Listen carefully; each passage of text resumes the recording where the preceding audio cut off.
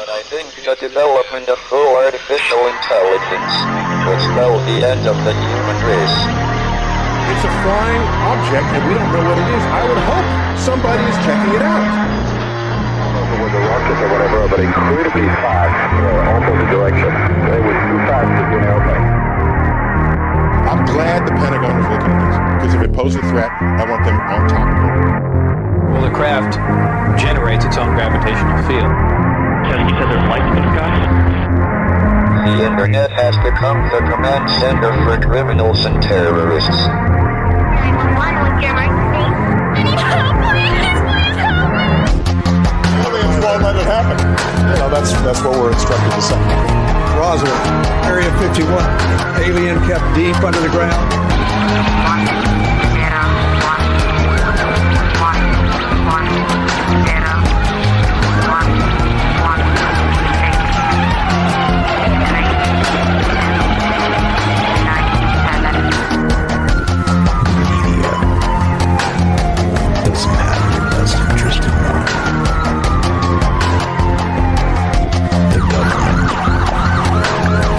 self-serving.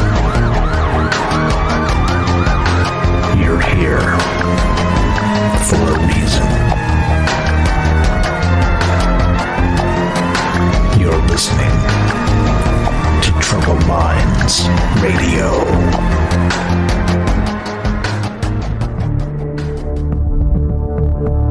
Broadcasting live from a secret bunker just off the extraterrestrial highway. Somewhere in the desert sands outside of Las Vegas. From somewhere in space-time, loosely labeled Generation X on planet Earth.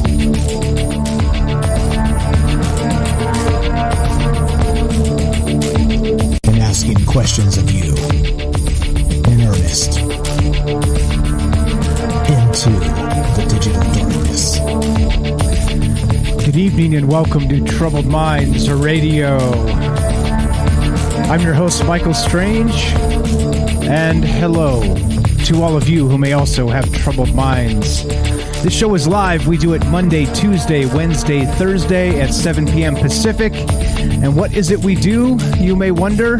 Well, let me explain. No, too much. Let me sum up.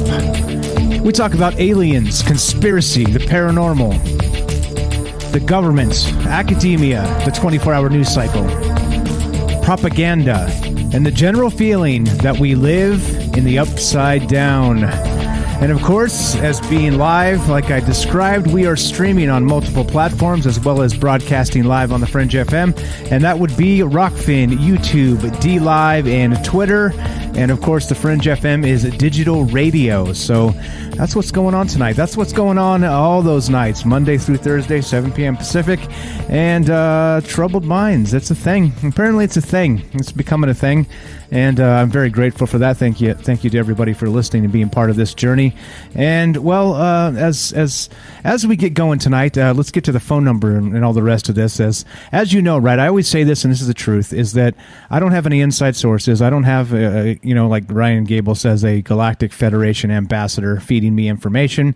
Nothing like that. I just like to read news cycles. I like to stay up on information as it comes out. I love science and I love these sorts of things. But it seems to, as part of living in the upside down, it sort of becomes this mishmash of science, technology, and science fiction. And how much of this is really obfuscated and, hidden from us, with DARPA-like projects and things like this. And so all of that kind of interest turns into a troubling conversation. And so that's what we do. And of course, trying to remain positive here, not trying to say the world is coming to an end or anything like that. Michael Strange is not a doom preacher, and Troubled Minds is not a church. Just to let you know, it's just a conversation. And so the reason I bring up the Galactic Federation ambassador and my sources, I don't have any sources.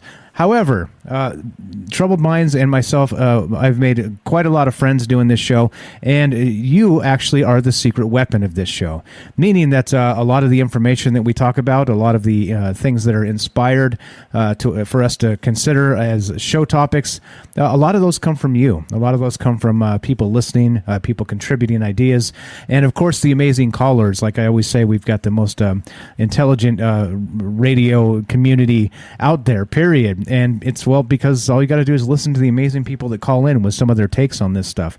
And so in the end, well, it's a long-winded way of me saying that you are my secret weapon. You are the secret weapon of Troubled Minds, and I appreciate you very much. Thank you for listening and being part of this. But as we get going tonight, well, there's a couple things. Clearly, we got to read the phone number. So being that there's a secret weapon, it wouldn't be a very good secret weapon if there was no phone number to call. So let's do that. If you want to be part of the show tonight at any point, we're taking your calls at 702-957-1037. That's 702-957-1037, and we'll put you on the show. Easy as that. And, of course, you can join the Discord at troubledminds.org. That's where a lot of that community actually resides. A lot of the link sharing, a lot of the ideas. Like yesterday, shout out to Matt in California again for bringing up the Tesla stuff, and some of those documents have been released through the FOIA and a lot of that. So good information coming through Discord. If you guys have not joined that, please do. Troubledminds.org and click the Discord link. It's right on top. You cannot miss it.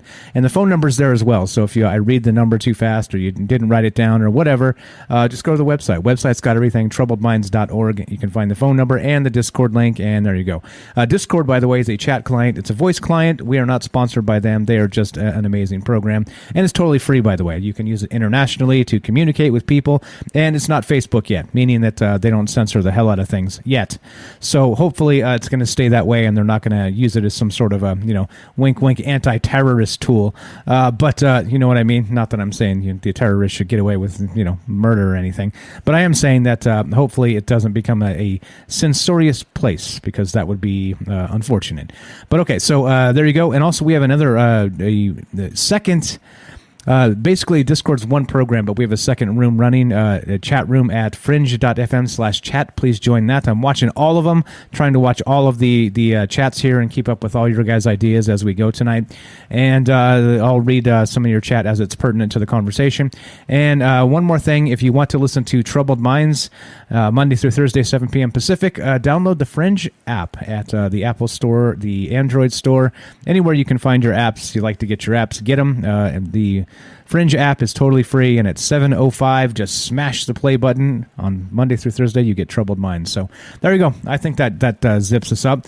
So all right, I'm thinking about all kinds of stuff. Right, yesterday we kind of did a little investigating into the quantum realm, and I think tonight we're going to stay in the quantum realm. But of course, we're going to be able to bounce that in all different ways, because the quantum realm itself is, well, a spooky place. It's definitely a spooky action at a distance, quantum immortality, the things we were talking about last night. But last night we were talking about in terms of time travel, like quantum tunneling and time travel and things like that, and how Nikola Tesla actually had an actual time travel experience, all right? Well, I was looking into some other stuff today. As you know, like I always say, watching news cycles very closely, not just for, propaganda, to be able to parse that and talk about that and, consider what's really happening in the world around us. But like I said in the beginning here, I enjoy the science. I enjoy that this a lot of this stuff comes from particular places that are sometimes unexpected. And, well, back to the quantum realm we go tonight, because why not? Because the quantum realm seems to be a place of wonder and mystery. So why the hell not? Let's do it. So let's go. What time is it? All right, good. Make sure we're good on time. Here we go. I'm going to start here. This is from scifi.com, and you guessed it. If you saw the headline of the show on the cameras tonight, or on the streams tonight, yeah, Invisibility. We're going to talk about cloaking technology tonight, and this is from scifi.com, and this got me thinking in a number of ways, and you'll see why. So here we go. Invisibility is a power now within reach because of a really bizarre phenomenon. Interesting. Here we go. They say this is actually from just a couple days ago, November 29th. Invisibility has almost gone from fiction to science now that lithium atoms were almost made invisible. All right, let's read some of this. All right, let's see. Of course, the Invisible Man. H.G. Wells dreamed of the Invisible Man. Here's why it's possible. Because of the Pauli exclusion principle, this phenomenon of being invisible, aka Pauli blocking. If the max number of fermions, here's some science for you. Don't worry, it won't go too in depth, so it won't feel like science class. But here we go. If the max number of fermions, atoms with an odd number of electrons, protons, and neutrons, occupy one quantum state, none of them can move to another. That is what an MIT research team led by Yair Margalit found out. The results were recently published in Science, and there's links here, of course. And so here we go. Quote. Here's the quote from that individual, Margalit. Says this: under regular conditions, when a fermionic atom scatters light, it experiences recoil velocity, like a kick, due to absorbing and emitting a photon, Margalit told Sci-Fi Wire. And they continued, in the ultra-cold regime, this atom would simply not scatter light as it would under regular conditions. Oh, all right. So scatter light. What does scatter light mean? Oh, well, clearly, right, for the optic nerve that Ash always talks about in the top of the second hour, the optic nerve, right, is based on the incoming light signatures, right? That's how we see things. So if you can scatter light, what does that do to human vision? What does that do to the item in question, whether that's, of course, a person, a place, a thing, or an idea, or sorry, that was a noun, or a battleship, or the USS Eldridge, right? Who knows? So here we go. It is because of Pauli blocking that an atom which is frozen to extremes can become unable to scatter light, and therefore seem invisible. When photons stream through a cloud of atoms, they cause the atoms to bounce off each other, which scatters the photons and makes matter visible to the human eye. The cloud of atoms grows denser and denser as temperatures plummet. Any given atom that was subjected to recoil velocity should be pushed into a different quantum state, but the Pauli exclusion principle prevents that. Therefore, they cannot scatter light. And what does that mean? Yeah, well, you know what that means. It means invisibility. It means, right, again, the sci-fi trope of what? Help me out with some of this, guys, in the chat tonight. What are some of the movies out there, some of the sci-fi where the plot devices, the TV trope is invisibility? How about the Klingons and their cloaking device, right? How about, what about the Invisible Woman of the Fantastic Four, right? How about that? How about Lord of the Rings? How about the one ring that you slip on your finger and you become invisible? There's more. What about the Predator with his invisibility technique where he scrambles light to become a camouflaged, maybe seemingly invisible entity? What's going on with this? So it got me thinking in terms of, there you go, Hedro Hose, what's up? The Harry Potter cloak. Exactly, right? There's a cloak in Harry Potter, I'm told, reading about this stuff tonight. I found that out. I've never seen a Harry Potter movie in my life or read one of the books, so I didn't know that until tonight. But apparently there's an invisibility cloak in Harry Potter. So there's more, right? But I think this is the thing. When you go back, it's one of those, let's say, dreamlike states, you know? It's, you know, people say these things happen in dreams, including, right, you get to this point where you say, all right, well, you know, people, they fly in their dreams, right? That's one of them. That's one of the main things. They fly in their dreams, right? What about you know, running around naked in your dreams? I'm naked, right? Everybody can see that I'm naked and everybody else has clothes on, right? Something like that in your dreams. Well, another common dream seems to be you're invisible. And you're able to walk around and see what's going on around you, but people can't see you. So it got me thinking in terms of not just, well, science fiction, of course, with, again, the Klingon bird of prey. Got you there, Brian, after dark in the chat. Matt says Ghost in the Shell. It was a trench coat. We're talking about invisibility devices. And it got me thinking in terms of, well, all right, so if this is clearly like the stuff of science fiction, this is the stuff of dreams, is this also the stuff of reality? is it possible that people are out there walking around right now with invisibility powers? And whether that happens to be magic, right? Well, we can talk about some magic tonight if you want to do that. If it's technology, let's say, wouldn't that be probably one of the most vaunted stealth forces ever if they were actually invisible?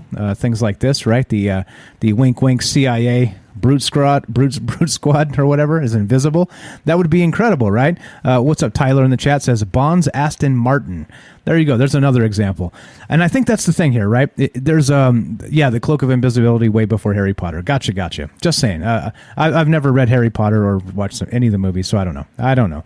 But okay. So point being is that given whether it's going to be technology or magic or somewhere in between, because of course, as we know, this is really one of the major themes of this show with not just science but also sci-fi. Magic is just science that we don't understand yet, and that's a quote by Arthur C. Clarke. And that's what we're doing tonight. We're talking about that. Magic is just science that we don't understand yet, so we can even call this magic. So do you think, the question tonight is this. Clearly in sci-fi it's a thing. Clearly it's a thing of dreams, like flying and being naked, right? You know, naked in your dreams, wink, wink. But you see what I did there. But the point is this.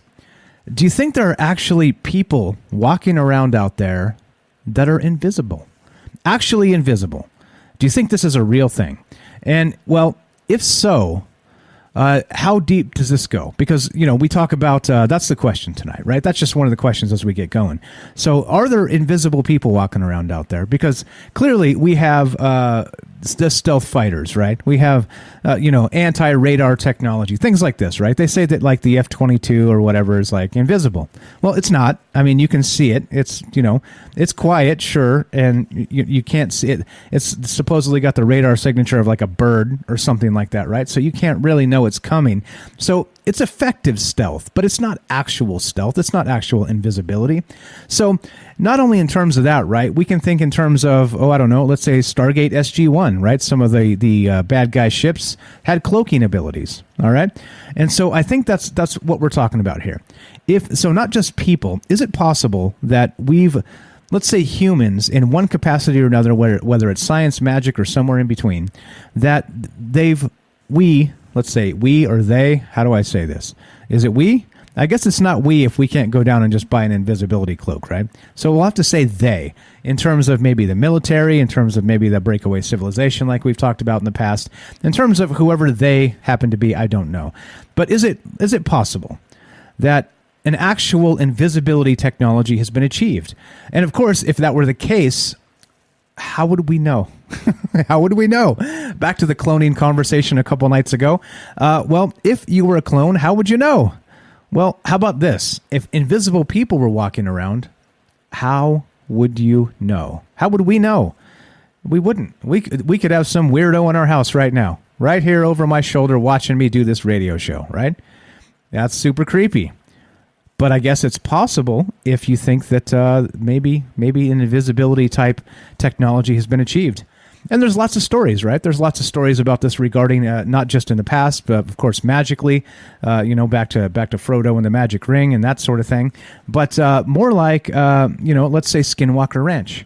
There's an individual by the name of Chris Marks that worked out there on Skinwalker Ranch for a number of years, and he had some stories to tell. He told these stories on the John Greenwald Jr. podcast, by the way, but one of them in particular that kind of creeped me out goes a little something like this.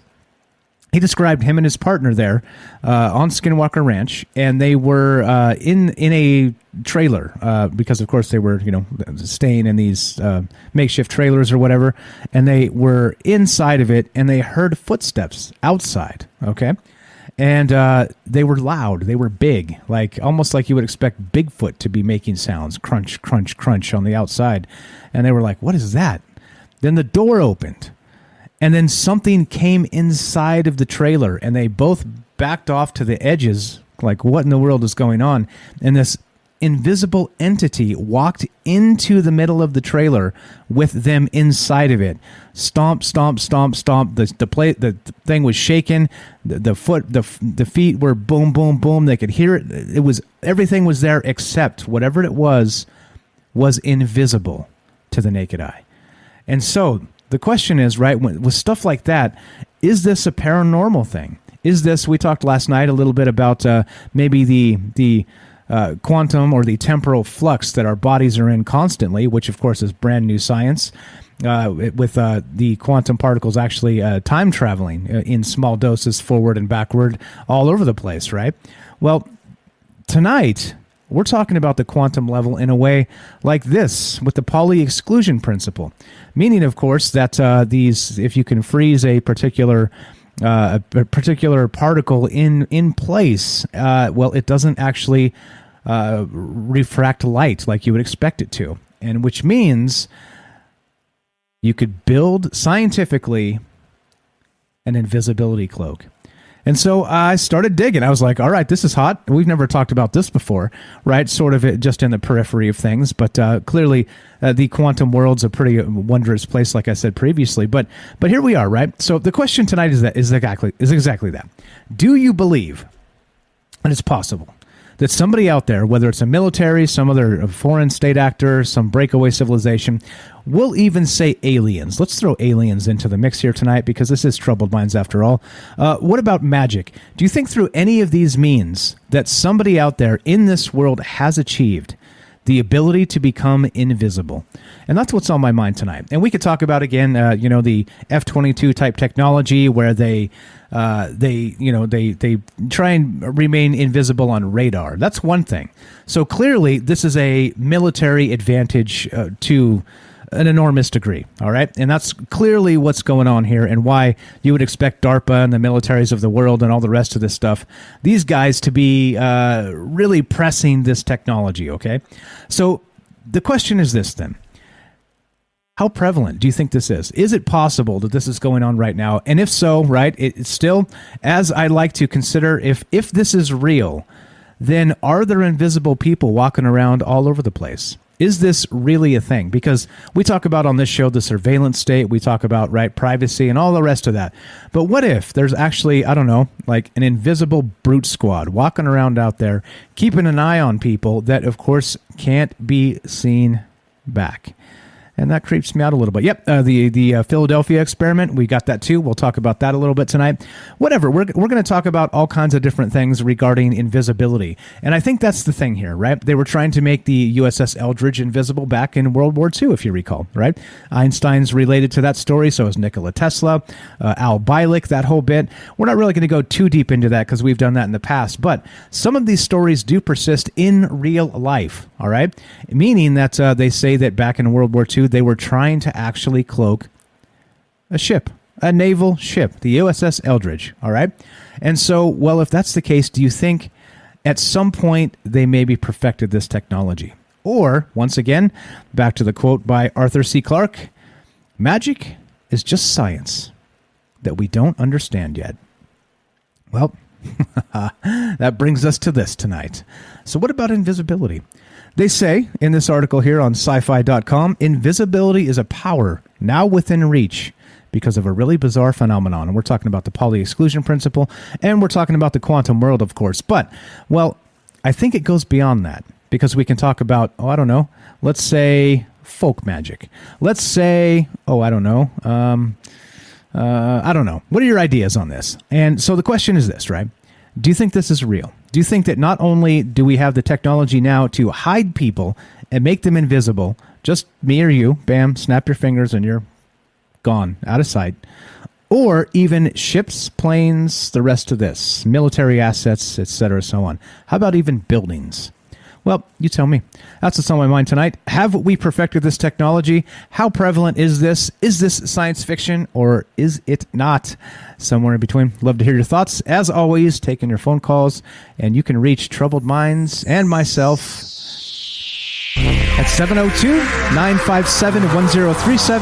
That's 702-957-1037. Love to hear your thoughts on this. Is it possible there are invisible things, people, planes, cars, whatever, in our world today?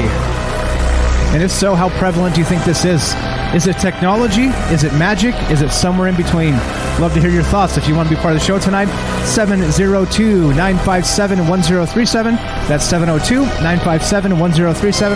This is Troubled Minds. I'm Michael Strange. Don't go anywhere.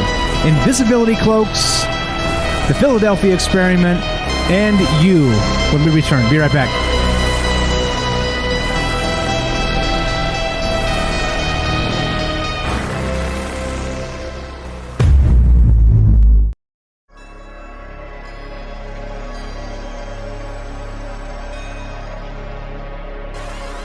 Welcome back to Troubled Minds. I'm your host, Michael Strange, and we are streaming on Rockfin, YouTube, DLive, and Twitter, and we are broadcasting live on the Fringe FM. Tonight, we're talking about invisibility technology. Is this science? Is this magic? Is this somewhere in between? Does this even exist at all? Are there invisible people or things moving around in the world we live in and we have no idea? You tell me. Love to hear your thoughts. 702-957-1037. That's 702-957-1037. And so we'll begin back here, all right? As we consider this and think about this and all of this stuff, we know back to the Philadelphia experiment, of course, World War II, they tried to cloak the USS Eldridge. That's how the story goes, right? Regarding the Philadelphia experiment. And it turns out that it turned into a whole bunch of other things. This whole folklore and mythology of time travel and teleportation and all kinds of other things that were used with a technology that was brought about by Albert Einstein. I believe this is a unified field theory is what they were talking about. And so, well, what does that even mean? So clearly and obviously, it would be one of the most easily abused powers if it was out there, right? Because just think of the things you could do. It would be pretty incredible for military purposes, for subterfuge, for stealth, for all that stuff, right? If you want to, you never have to buy a loaf of bread again. You just go shopping and pick up a couple things and walk on out of there.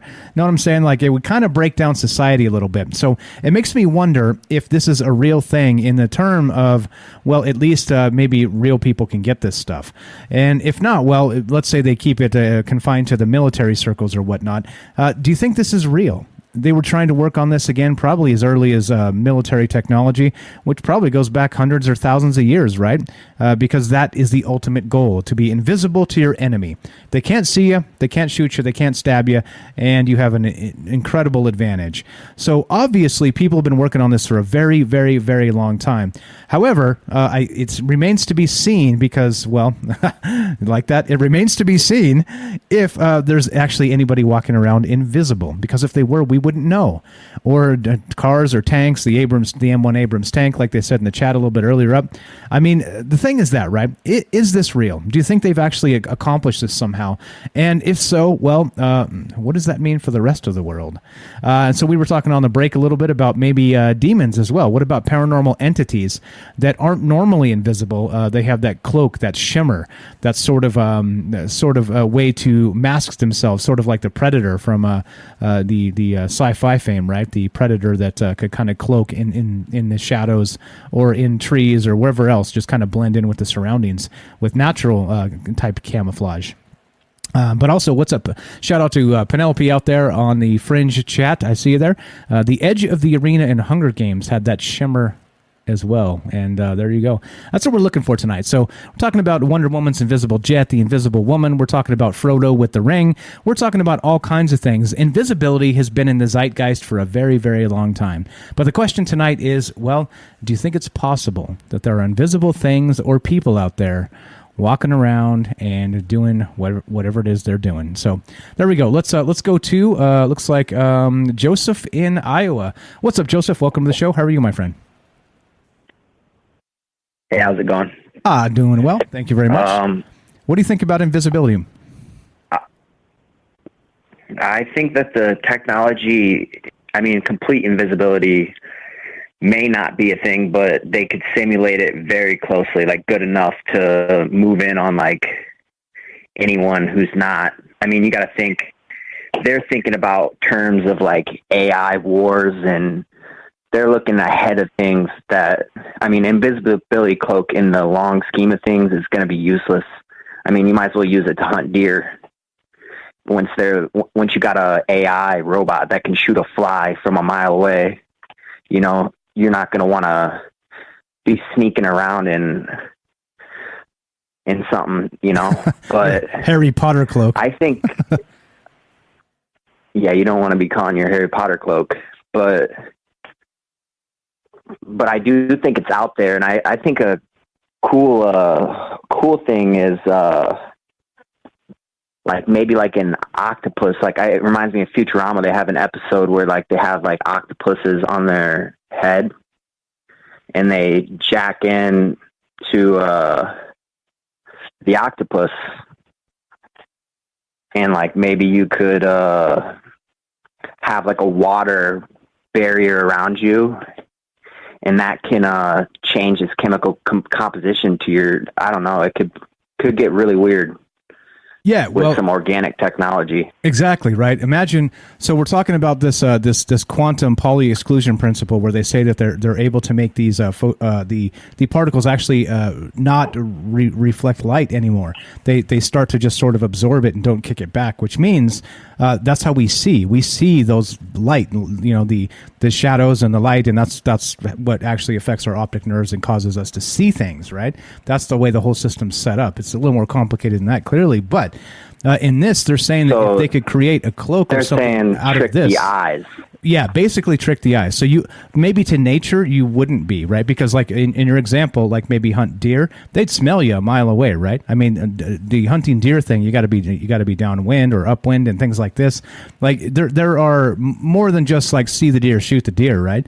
Because they have survival instincts. They have more than one sense. And so just because they can't see a predator doesn't mean it's not there. So there's that, right? But then there's this, if they have this Pauli exclusion thing that where they can hide these particles or whatever. Let's say, as you described, maybe you could turn it into a cream and just rub it on your body, and bam, make you invisible, right?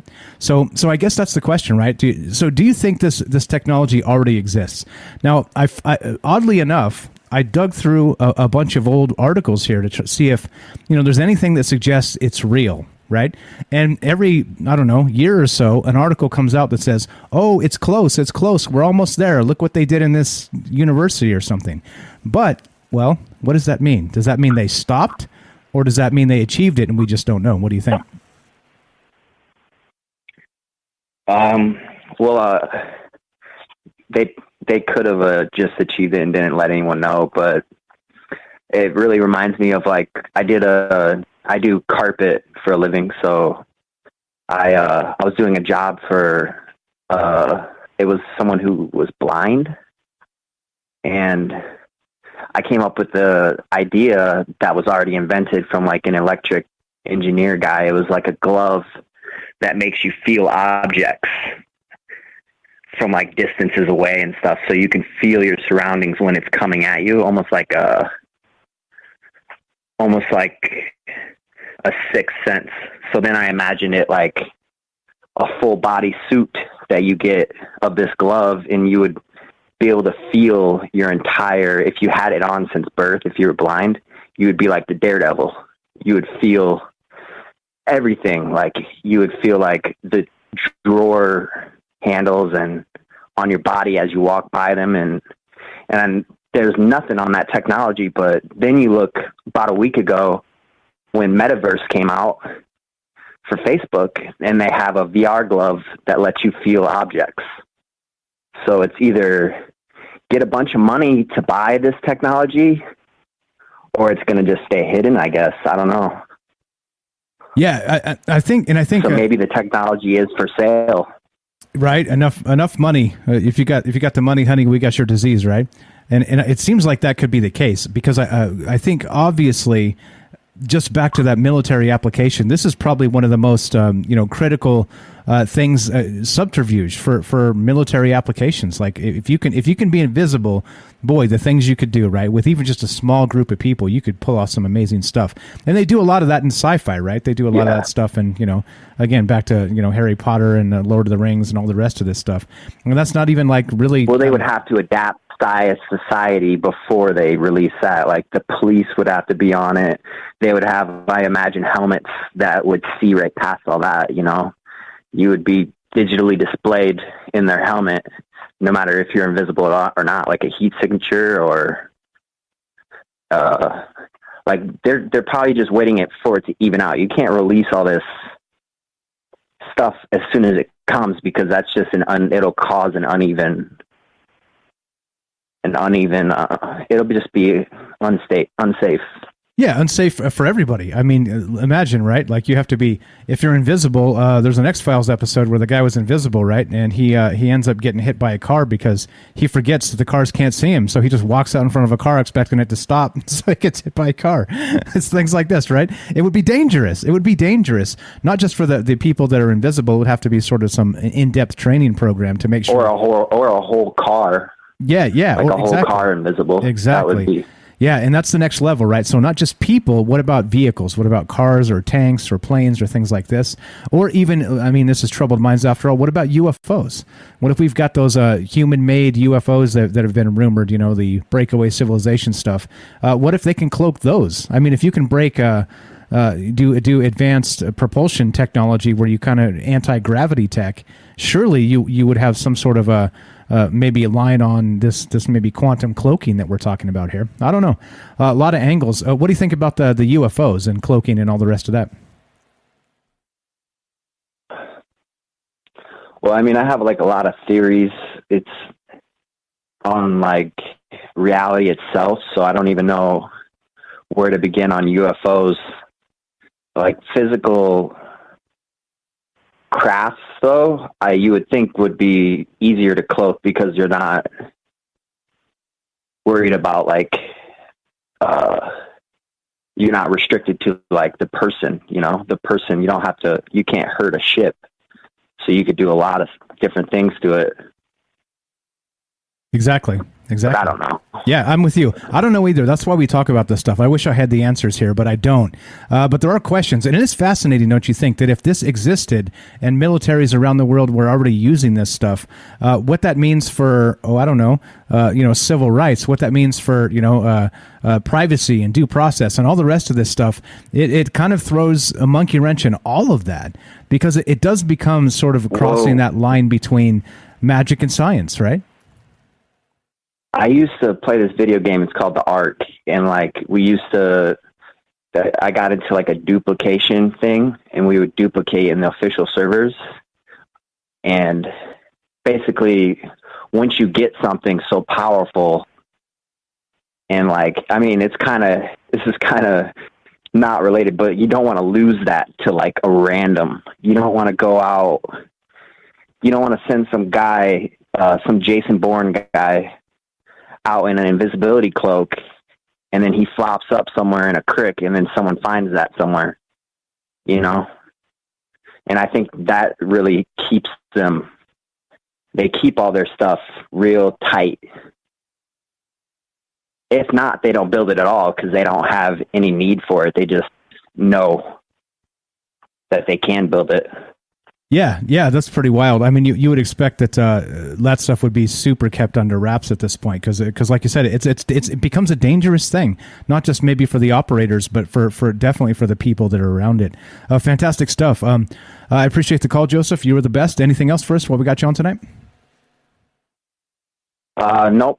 You can. I got a YouTube channel. I mean, everyone's been shouting out their YouTube channel, so sure. I go by Hydro Hose, and I just made a couple raps.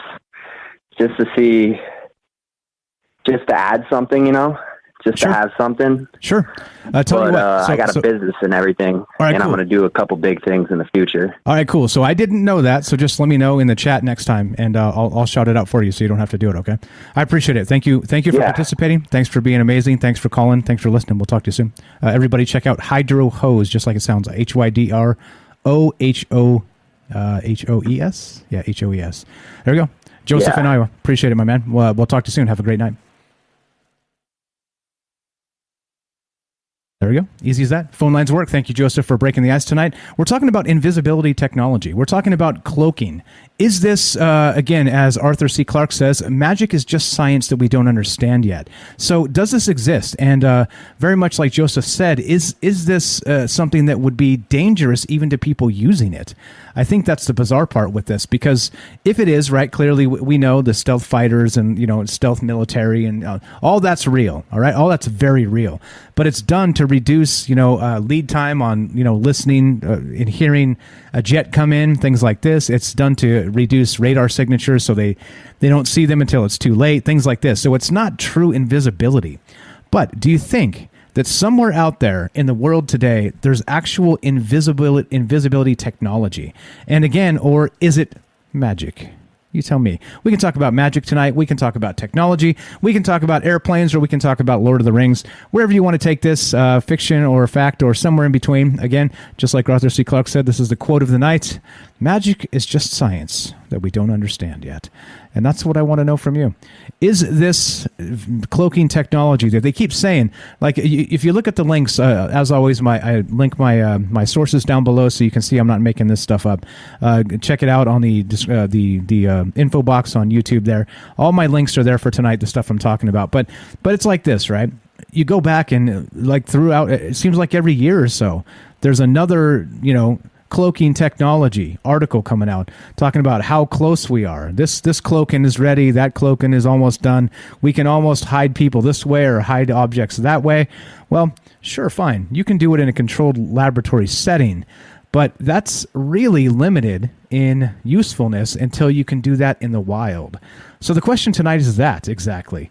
Do you think that at some point human beings have cracked the code to becoming invisible, whether through technology, through magic, or some combination? Well, that's what we're talking about. That's what we're considering tonight. And again, we could add all kinds of stuff in here. What would be the implications, of course, like I said, to a civil society? I think you'd have problems, wouldn't you? Imagine being the most nasty assassin ever. You would be invisible, wouldn't you? You'd just show up and stick somebody in the neck and disappear, and they'd never even know, because you weren't even there to disappear in the first place. You would have disappeared before you even showed up. So lots of this seems pretty wild, right? It seems pretty out there, but you do have stories of people describing instances where they feel like they were in the presence of an invisible entity. And so again, I don't think it's ghosts. I don't think it's like that. We're not talking about that tonight. We're talking about actual physical entities. And that's the odd part. That's the strangeness here, and that's what we're talking about. Love to hear your thoughts. Thanks, Joseph, for breaking the ice and being part of the show. If you want to be part of it tonight, and what are your thoughts on invisibility? And do you think this technology exists? And if so, how long is it, and how prevalent has this been? How long has it been going on, and how prevalent is it in the real world, if at all? And you can reach us at 702-957-1037, troubledminds.org. Click the Discord link, and we'll put you on the show. A couple quick things real fast here. What's up, Night Stalker is in the chat. Derek in Massachusetts. Happy birthday, my friend. Little birdie told me it's your birthday. Happy birthday. Thanks for showing up. Thanks for hanging out with us, my man. All right, so there's a lot here, right? Let's go to this. Let's go to this is tvtropes.org, right? And there's a lot of stuff here. Because again, right, we're talking about the 1958 series Hero way back in let's see here could you let's see sorry hold on okay, one of the more frequently used science fiction ideas in TV after putting people in spaceships, of course, is turning people invisible. In addition to the frequent appearance of invisibility as one of as a one-use trope in both serious and comedic programs, it has been the central premise for a number of programs. Invisibility is often coupled with themes of isolation and alienation, as the invisible character's ability makes him an outcast. The original Invisible Man became a sociopath because of the condition. In many of these series, the character is permanently invisible, which strains normal personal ties. And I think that's pretty wild there with, again, being invisible turned this guy into a sociopath, right? And very much like Joseph was saying, there are some implications here.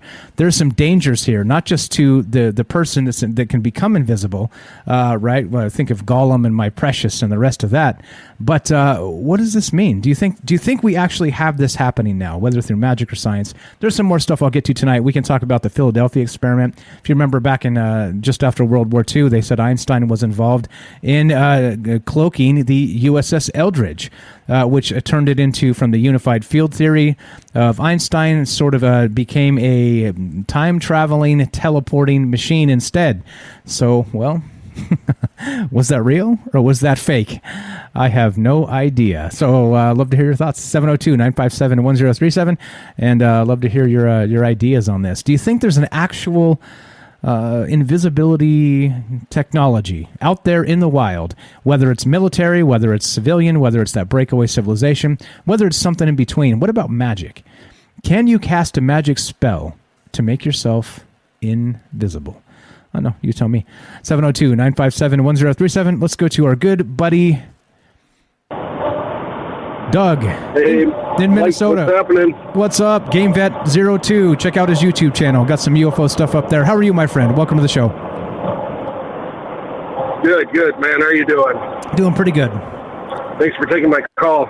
You got it, man. Go right ahead. Yeah, I wanted to talk to you about this cloaking. I want to talk to you about this cloaking tech that you're talking about here.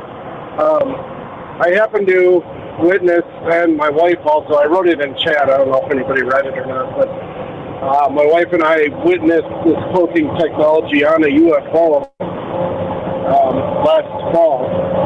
And then all of a sudden, just a few weeks ago, I happened to record a triangle craft that was partially invisible that flew over my head. And there was two objects that night, and I have two recordings on my channel that was partially cloaked. So I don't know if it's ours or somebody else's, but I do know it's out there. Okay, but for sure, you know this exists. This is a thing. Oh yeah. Okay. I've seen it with my own eyes, and my wife's seen it. But like I say, that the cloaking technology that we both saw on a UFO. I mean, when it turned invisible, it was like somebody shut a light switch off and it was gone. Like you could not see it at all. You know, one minute it was 6 lights around in a horseshoe-shaped craft, and all of a sudden, like somebody flipped the switch off and it was gone. Like you could not see it at all. But you know, we both knew right away, or we both knew that it was sitting right there. But you wouldn't be able to tell if it was there or not. Okay, that's pretty wild. Good stuff. So definitely, it's not the first time I've heard UFOs as using this technology. People have described this quite often. But so the question is, right? Yeah. Back to the whole Bob Lazar thing, reverse engineering UFOs. If we ever did that, I think we would have that cloaking technology, wouldn't we? Yeah. Well, I mean, this isn't the only thing. I mean, I've recorded another object that was reported around the world. It was recorded in Canada, Minnesota, Wisconsin. Study Ranch recorded the same thing I did. I labeled it Astro Train on my channel, and that thing was partially cloaked with a fog that went around the whole craft. Now, I saw with my own eyes, and it was dispersing this fog or mist, or maybe it was like ionizing the area around itself. And I could physically see it being sprayed out. And with the camera, all types of cameras that these people recorded the same object with, you could not see the top layer of this object. You could only see the lit up part on the bottom.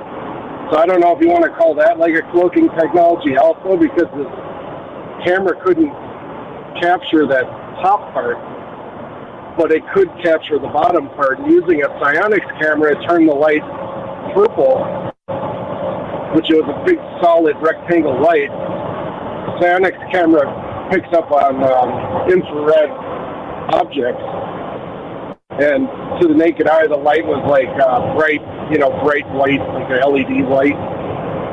But in the camera's eyes, it was like it turned it bright pink, or kind of a purplish pink. I don't know. Now, cell phone cameras, it would actually record it as like a little gray line. Gotcha. That's very bizarre. Gotcha. Good stuff. I appreciate the phone call, man. Cell phone We are out of time. I got to go to a break. You're the best. This is Doug in Minnesota. He's got a YouTube channel. Check it out. It's called GameVet02. You can find the link all the way down at the bottom of our YouTube page. I appreciate the call, my friend. We'll talk to you soon. Thanks for giving us a call. Thanks, buddy. Have a great night. Sorry for cutting you off there. Ran out of time.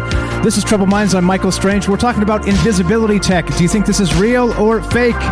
Don't go anywhere. More conversation about this and taking your calls when we return. Be right back. More Troubled Minds on the way.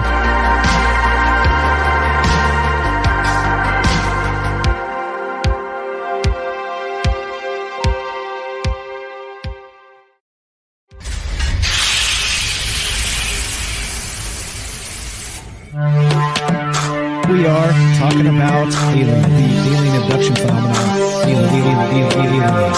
The aliens are looking through your eyes and they're accessing your optic nerve. I'm doing this.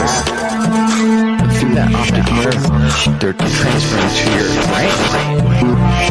People are random images as they traverse neurons in the brain. All right, so maybe, and they also feel them planting or receiving memories, or ideas, or images.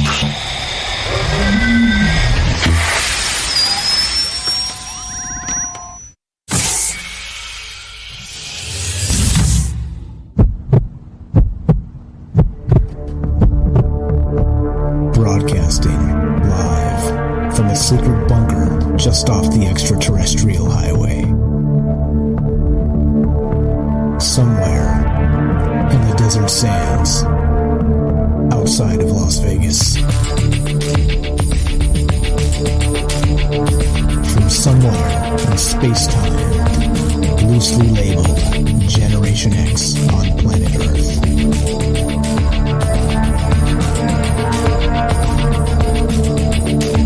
And asking questions of you in earnest into the digital darkness.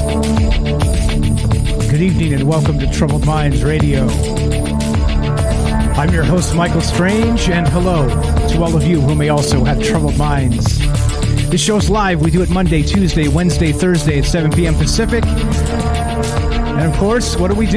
We talk about aliens, conspiracy, the paranormal, the government, academia, the 24-hour news cycle, propaganda, and the general feeling that we live in the upside down. As usual, we're taking your phone calls as we stream on Rockfin, YouTube, DLive, and Twitter. And of course, we are broadcasting live on the Fringe FM. The number to call tonight if you want to be part of the discussion. And by the way, we're talking about, yeah, that's right, the invisible man, the invisible woman, the invisible person, the invisible tank, jet, plane, or car. How about invisibility tech? Is it real? Is it fake? Clearly, we know about the F-22 Raptors. We know about the military and their technologies and how they want to gain every advantage they can. But do you think we've actually cracked, as humans, the secret to invisibility? And if that's the case, well, what are the implications? How long do you think this has been around? How prevalent is it? And do we have invisible people walking around outside right now? Do I have a CIA individual, invisible, looking in my window right now? Well, I hope not, because it's an underground bunker and there are no windows. So sorry, CIA. But that's what's on my mind tonight. That's what we're thinking about. If you want to be part of the show, you can reach us at 702-957-1037. That's 702-957-1037 if you want to be part of the show. You can also join the Discord at troubledminds.org. That's the official website. And you can find the Discord link there and the phone number and all the things you need, including a place to buy nice merchandise for Troubled Minds if you're into that, if you want to support the show. And, well, of course, we have another Discord rolling at fringe.fm/chat. I'm watching all the chat rooms and trying to read all your thoughts and keep up with what's going on here. Shout out to a couple folks in the Fringe chat room. We got Dawn's out there. We got Penelope. What's up, Vic? I see you guys. I appreciate you posting stuff in there and trying to contribute to the conversation. I just have my eyes in 7 different places, trying to keep up with all of it. So, okay. But that's the question tonight. The question on my mind is, do we have invisibility? Do we have this technology? And if so, what are the social implications? What are the military implications? What are the implications in its entirety? It seems like it would change everything, right? Like Joseph said when he called not too long ago, that, well, of course, the police would have to know about it because they have to be able to enforce this technology, things like this. Well, if the government, or let's say the military at large, DARPA or something, got a hold of invisibility technology, do you think they just let the cops have it or know about it? I think, again, power, right? Knowledge is power. Stealth is power. All this stuff is power. I'm not so sure. That's just one guy's opinion. What the heck do I know? Pretty much a whole lot of nothing. But anyway, looking to hear from you. What are your thoughts tonight? 702-957-1037. Let's go to our good buddy Joe in Florida. Joe, welcome to the show. How are you, my man? Not too bad. I hope everybody's having a good week for Wednesday Hump Day. But it's a good, excellent topic. I think when Game Vet, Joe called, and then Game Vet describing some of those things, a few people went up in the chat, me included.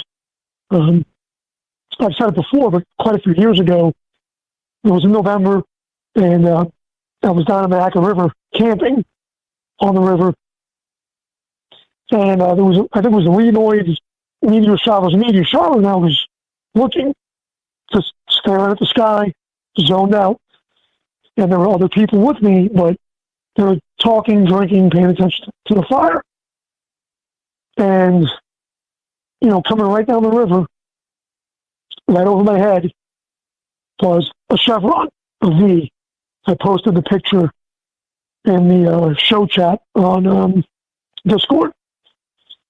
And I see this V come right overhead. It had a couple of, can't remember if it was probably 5 lights, 2 and 2, and one in the middle on the surfaces. And it was there, but it wasn't. It was like in a self-enveloped cloud. It went right overhead. All I could spit out of my mouth was UFO. And, of course, the people you're with are like, what? You're crazy. You couldn't hear it. But it was right overhead, a couple of blinks of an eye, and it was gone. I said UFO, but back of my head, I kept thinking that's something that we have as far as the government. And why I say that is because I don't think we have full cloaking technologies based on what I think I've seen. I think at night, if you paint something black, and maybe you could mess with the electromagnetic field in such a way that you obviously couldn't put a pilot in there, but you could probably have shielded electronics to control it, or have it programmed or pre-programmed on a flight, or being controlled by satellite, or just a drone being controlled by a human. I think that was the feeling that I got when I saw that go down the river. We've got an Air Force base here, McDill, and it wouldn't be a hard way to get something out of McDill, through the woods, through the swamp, and out in South Florida and across the Gulf of Mexico, because that's where it was headed. Back to UFOs now, things we've seen, things I've seen. It's probably about 1.5 years ago. I saw something right above the house in the street that I live on. Come running inside. Sky was clear. Sky was clear at night. And I come running out, and I think Dave Vet had said it was starting to envelop itself in a cloud. In some kind of a cloud. And I'm like, how the heck? I'm like, it's a clear sky. And it's a cloudy, and that's what I saw with my own 2 eyes. The craft that was the V, it looked more like a cloaked Klingon vehicle, like you would see. It was definitely there. You could see it, but it was like it was trying to hide its own black cloud. Of like static interference, maybe. Now that you talk about it, almost like if you were watching a TV channel full of static, and you would see some kind of a shape go through the static of the TV. like awake, if that makes any sense. Yeah, that makes sense. So it was definitely a UFO, though, right? You don't think it was ours? It was definitely something that was maybe otherworldly. And I think that's the weird question here. Mm-hmm. I ask you that because, like I said previously, so if we're talking about invisibility technology, cloaking tech, well, we talk about interdimensional stuff and phasing in and out of this reality, things like that. I guess if it was going invisible, we wouldn't know, would we? We would think that it was maybe phasing out, or maybe that's why we can't get a good picture of a UFO. They're always in some sort of like in-between process, and that's all we see. Who knows? But I don't know. What are your thoughts on that? Well, and that's exactly, what I was thinking. It was probably based on something that we captured, or something that crashed, whether it was Roswell or somewhere else in the world. A lot of people make the stretch that a lot of our gains in technology have come from something that maybe we retrieved or recovered. I definitely think that's probably why we can't get a clear picture. So, that's kind of what I'm left with now. Whether we could do it with flesh and blood, I don't think so. I think we're trying to get there just with the vehicles alone. And then the question would beg that if the vehicle is cloaked, can you cloak a weapons system on it, or is the vehicle itself a weapon? Other countries right now have these hypersonic weapons. You would think that we would be ahead of the curve. Maybe we're kind of not, because we've got something that's better than that. I don't know. Maybe we've got something that they would never see coming. So it just makes you go, I just keep looking at these hypersonic weapons, and I'm like, did we really fall that behind in technology, or do we have something else? Again, we've reviewed this. Why would you take the SR-71 out of service unless you had the Aurora, unless you had something better? And everything that would be better would have to have slightly better stealth technology, whether that's the carbon fiber Kevlar and electronic jamming, and maybe it's a drone to the point where it could distort the field. And the other thing that I get at is, if the Eldridge was a true story, the Philadelphia experiment, if that was true, I'd be willing to bet that we didn't have the computer technology to phase everybody back, so that they didn't end up buried in the decks, like you hear about that story when the bodies were, buried in the deck of a ship, and they all came back and everybody was in madness. And the only reason why the two brothers, I think it was the two people or one, survived was because they jumped overboard and into the water. And that kind of part makes sense, because if you phase, I would assume that if you phased in water, you'd still be able to get around and be alive, as opposed to coming out on the deck of a ship with half your body parts all over the place. And maybe we achieved it then, and it was partially successful. And now with the computers and the equipment and the technology and the materials have surfaced, that we could really start making that magic, be real. Be real, and not, and maybe not harm a pilot, maybe not hurt whoever's in there. So, yeah, pretty wild. And I think, speaking in terms of UFOs and aliens and the rest of that stuff, I mean, I think pretty obviously you wouldn't come to like a possible hostile, even more primitive technological civilization and visit Earth, say, without some sort of cloaking technology, right? I mean, and some sort of defensive stuff. So I think speaking in terms of UFOs, I think cloaking makes a ton of sense. But I'm not sure about us, about our technology, about these Air Force bases, about what's happening with reality. Like I said, flesh and blood, right? Probably not. But if you were able to make this into just some sort of like cloaking paste, you could just rub it on your skin like camouflage, and that it wouldn't need to be super high tech at all. It would just be like this quantum whatever's going on. It would be effective at night. I mean, we know that they have that. What's it? Vanta? It's Vanta Black. It's that color. I think it's called Vanta Black. It's so so dark. I mean, we probably have some ability. It's the definition of cloaking. Can we just kind of hide something in plain sight like camouflage? Is it camouflage or is it cloaking? I mean, if you were going to develop that, you would develop it and experiment with it at night. Because again, if we painted something black and flew it at night without the moon, you could probably still see it, but it would be difficult, and you would at least be able to see heat signatures. Can we maybe mess with the electromagnetic field and manipulate it somewhat? Yeah, we can. But I don't know how many of these things are seen during the day that might be ours. I would be willing to guess that anything that's seen during the day would be totally like aliens from like another planet or some other place technology. You know, like the Predator. The Predator was able to hide during the day and blend in with the colors.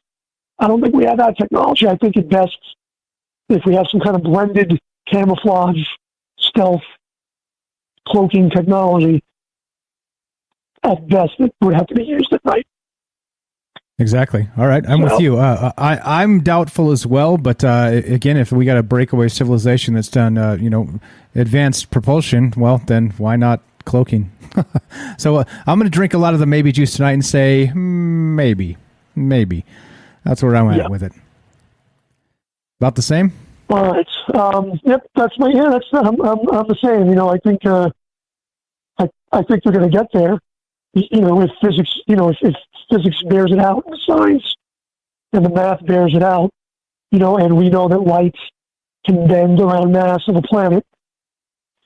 You know, they can maybe create it. Maybe they've created it with CERN and a mini black hole, and we can see light bending here and there. I mean, can you make something totally invisible? No. We could probably, I don't know, but we could probably bend light enough to create that distortion. Exactly. All right. That's it. I mean, it's different than phasing out. I mean, I would think if you phased out, like a ghost or like we talked about yesterday, that's different but the same, I guess. If you were going to observe, maybe aliens could just vibrate themselves to a different frequency and watch us. So, but I've chatted long enough. Somebody else get a chance. Everybody have a good night. Thank you, Joe. Joe in Florida, always a blast. Have a fantastic night, brother. We'll talk to you soon. God bless you and the family. There you go. Simple as that. 702-957-1037. We're talking about invisibility technology. Do you think we have access to this as people? That was Joe in Florida. Been a long time friend of the show. Good stuff. And we're looking to hear from you. Let's actually go to Jennifer in Missouri. Welcome to the show, Jennifer. How are you? Good. How you doing? Doing well. Go right ahead. Well, okay, so with invisibility, they're saying that there has to be like two different things present. Well, technically three, really. Like one of them is that the light has to bend around it, right? You were saying that earlier. And like the light would need to bend. It's one way that the light would bend around the object and then therefore would cast no shadow. It would need to cast no shadow. And then also, two, would have no reflection. And that's really interesting when you're bringing up the supernatural aspect of it, because in Talmudic lore, when they talk about, like, if you see a person who might actually be some kind of supernatural being, like a demon, or actually literally just a demon presenting itself, it won't cast a shadow. And I always thought that was really creepy, because I'd never heard that before until just now. When you were talking, like, when you think about the way that if light were bending around an object, you know, if you kind of think about like a rock, I heard it described this way. If you take a stone and you have it in a stream and the water is flowing around it, the way that the water is flowing past the rock is the way that the light would be kind of acting. And so you wouldn't be seeing the rock if it was light. You would just be seeing the water behind it. So it'd kind of be like you'd be seeing the light behind the object and make it invisible. And that's the same kind of concept that you would have in, like, in instances of these supernatural beings that might have this ability. But then, too, you know, and they always ask for this, too. Like, it made me think of, in Dr. Faustus, he asks Mephistopheles to give him a charm to make him invisible, too. So it comes, and then obviously, Lord of the Rings. Like, the weird thing about the Lord of the Rings lore, I think that's really cool, is, you know, I think with the instance of that, they were saying, like in the books anyway, with Sauron, why he's not invisible when he's wearing it is because he's some kind of, it has to do with he's like in the in the dimension that is, I think it's like a wraith dimension. So like when Frodo or Bilbo puts it on, I don't know if anybody's into Lord of the Rings or anything, but when he puts the ring on, he's in between the two worlds, so he's invisible to both.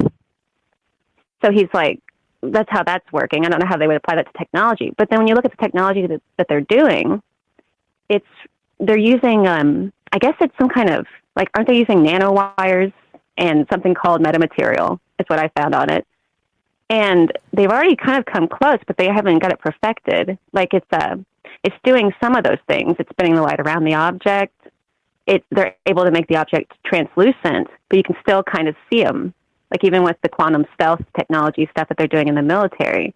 So they've almost figured it out, which means they probably could have figured it out for sure. But when you think about other cultures, like other civilizations, I mean, possibly figuring it out, I don't see why it would be out of the realm of possibility at all that they'd have this, because it's got something to do with, they have to affect the electrical wavelengths and the magnetic field as well. But just on the light spectrum alone, all they have to do is, affect the visible light spectrum.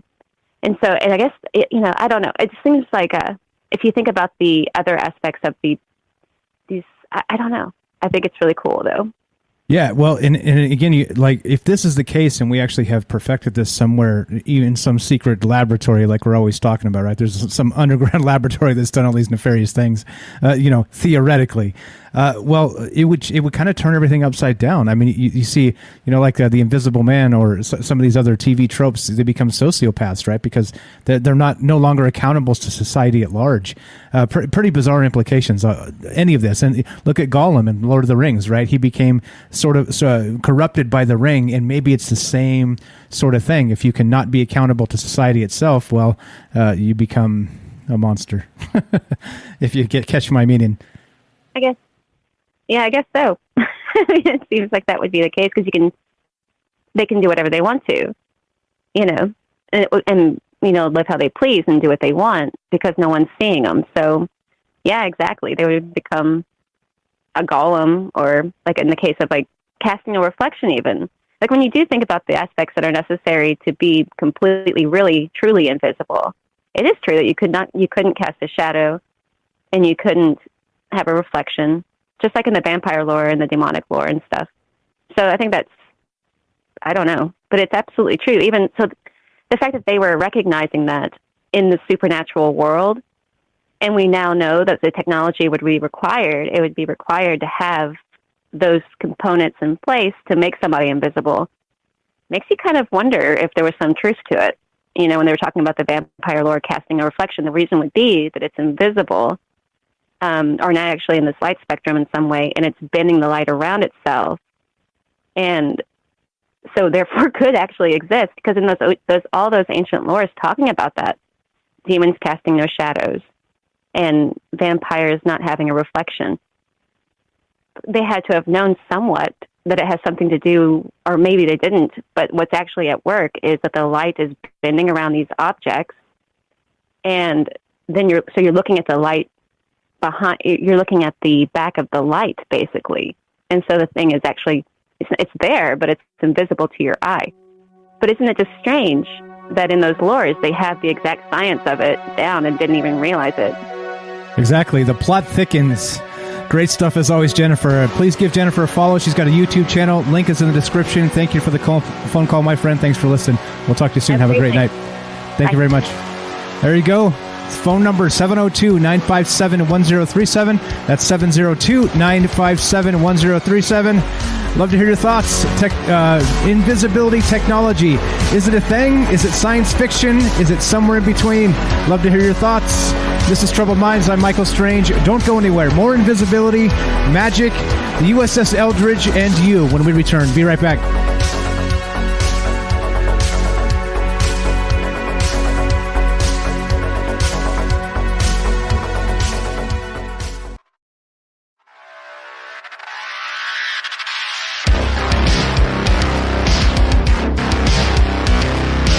Welcome back to Troubled Minds. I'm your host, Michael Strange, and we are streaming on Rockfin, YouTube, DLive, and Twitter. And of course, we are broadcasting live on the Fringe FM.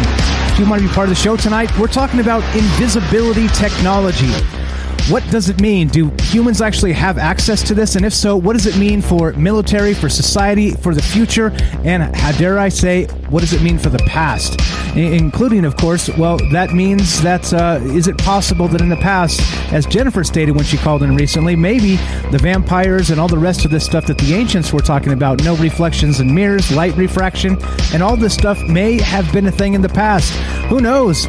We're still taking your phone calls. If you want to be part of the show, 702-957-1037. That's 702-957-1037. You can find the phone number and the Discord link at troubledminds.org, and we'll put you on the show.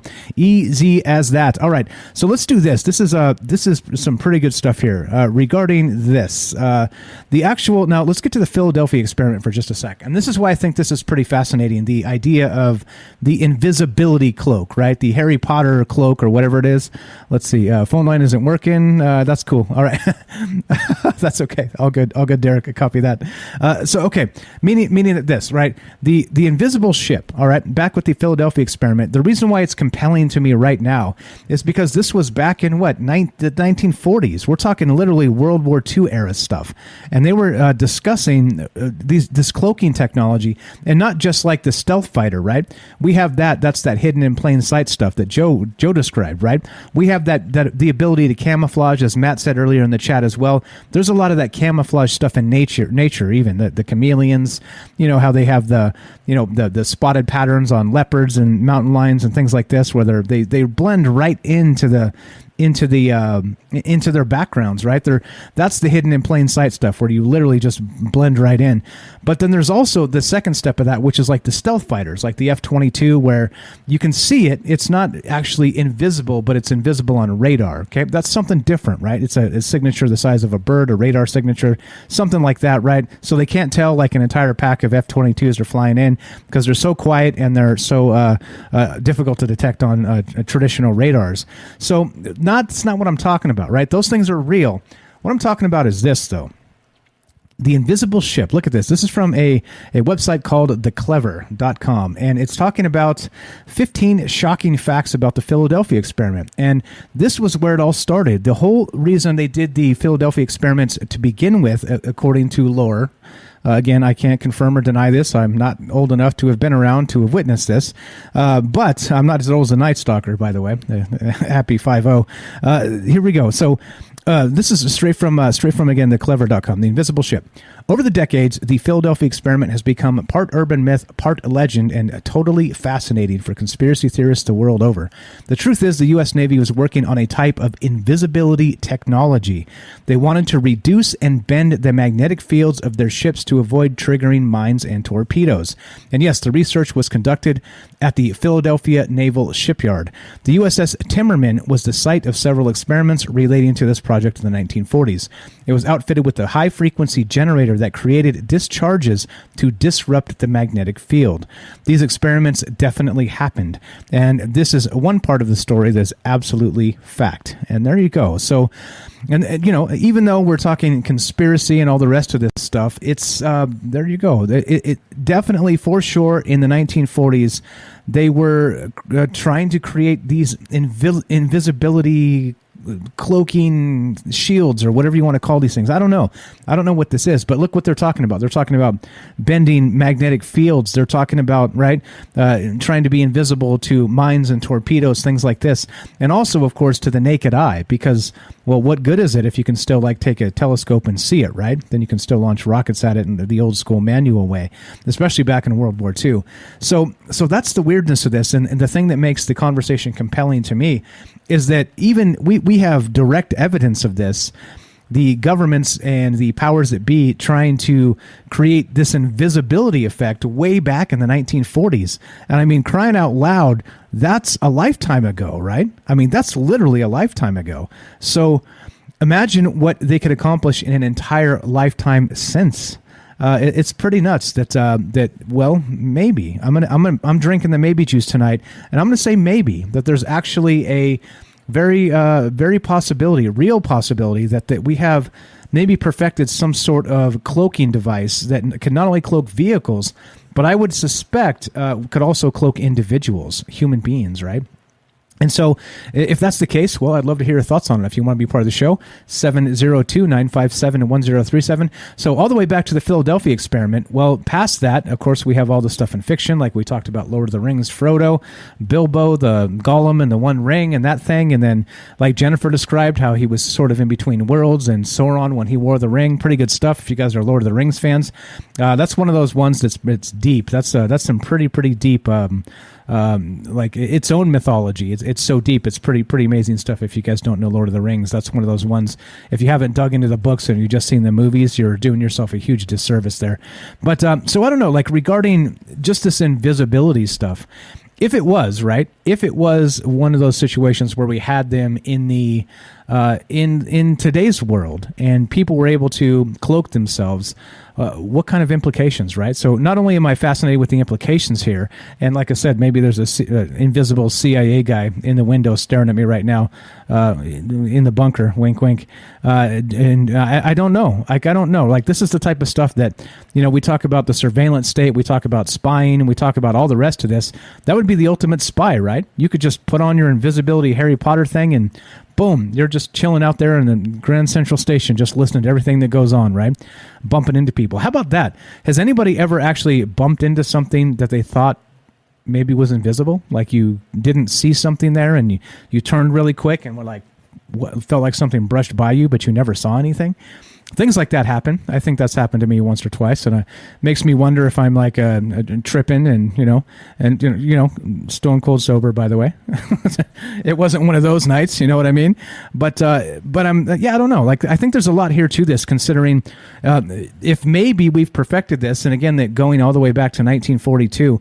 Especially like what we know about DARPA and technology as we see it. So back to this article real quick. This is again from scifi.com. Invisibility is a power now within reach because of a really bizarre phenomenon. And what they're talking about here is the Pauli exclusion principle, of course, aka Pauli blocking. If the max number of fermions occupy one quantum state, none of them can move to another. And this is what an MIT research team led by Yair Margalit found out. The results were recently published in Science articles here. And here's the quote from Margalit. Quote, under regular conditions, when a fermionic atom scatters light, it experiences a recoil velocity, like a kick due to absorbing and emitting a photon, Margalit told Sci-Fi Wire. In the ultra-cold regime, I think maybe regime sounds wrong. In the ultra-cold region, this atom would simply not scatter light as it would under regular conditions. Is that like a typo, like a text typo thing? I don't know. Anyway, but it is because of the Pauli blocking that an atom which is frozen to extremes can become unable to scatter light and therefore seem invisible. When photons stream through a cloud of atoms, they cause the atoms to bounce off of each other, which scatters the photons and makes matter visible to the human eye. That cloud of atoms grows denser and denser as temperatures plummet, and any given atom that was subjected to recoil velocity should be pushed into a different quantum state. But the Pauli exclusion principle prevents that. Therefore, they cannot scatter light. And if using this technology, you're able to create some sort of cloaking device, or like when Joe called there a little bit earlier, maybe some sort of camouflage paste or something that you could just rub on your skin with whatever this technology is. I don't know if that's even possible, but you would expect, right? If they're kind of coming up with this stuff now, how long ago did DARPA come up with this stuff? And I think that's why this is super fascinating. Like I said, back to 1942, the USS Eldridge, and the rest of that conspiracy, the Philadelphia experiment goes way deep in that conspiracy rabbit hole, because it gets into time travel and teleportation and all kinds of crazy stuff. But if you have this, where we're literally talking about that whole conspiracy started with a real experiment where they were trying to cloak actual ships at sea to make them not just, as we said earlier, not to hide in plain sight, actually invisible. And that's where some of this really starts to get pretty crazy, right?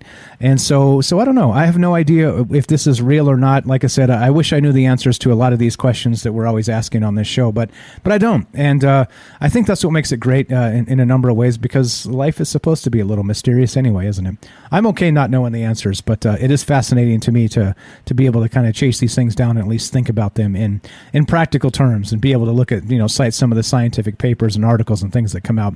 And so I don't know. So what are your thoughts? Do you think at some point humans have mastered the ability to become invisible? And like we said earlier, when Jennifer called, I think there's some pretty huge implications to society if that's what's happening here. And well, clearly we live in the upside down, so I'm willing to believe it. But what do you think they'd be doing with this? Clearly, short of like military applications. Imagine like covert ops in the middle of the night type stuff. You put. Oh, by the way, speaking of that, let's. So I dug into a bunch of this stuff, and there's all kinds of stuff here. So now this is pretty nuts, right? If you go, like I said, the article we started with tonight was here. This was from Sci-Fi, and this was just from a couple days ago. But check this out. This is from the New York Post, and this is all the way back in March of 2016. And yeah, wouldn't you know it, back then they're saying invisibility cloaks are real and surprisingly cheap. And I'll play this YouTube video. Let's see, turn the sound off, and you guys can watch this as they do their thing and walk around back and forth and kind of pass in front of and behind this little invisibility cloak. And you can see the magic trick going on. But here we go. A physicist at the University of Rochester is trying to make Harry Potter's invisibility cloak a reality. Professor John Howell's first attempt at the optical illusion captured on video a year and a half ago is a setup of 4 lenses that bend light around viewed objects, making them seem invisible while the viewer still sees a consistent, stable background. If you watch that video, you see what's going on with that, and you see the trick. They got the little kid hiding behind the pane of glass there, but the light is bending around the pane of glass. So the older kid comes behind, and he stands there, and you can see there's an actual. Let's see. I'll just put this up on the thing here so we can do it this way and go like this. And we'll just loop this and play it. But so they were talking about this way back in 2016, and they were able to actually do this with just some tricks of light, right? Bending lenses and bending light a little bit, and with this little shield. And you can see that they're literally making one part or the other invisible, and with just this little frame of glass and some lenses. And they're saying that this cloaking device, this simple optical cloaking device, was made for under $150, and that was back in 2016.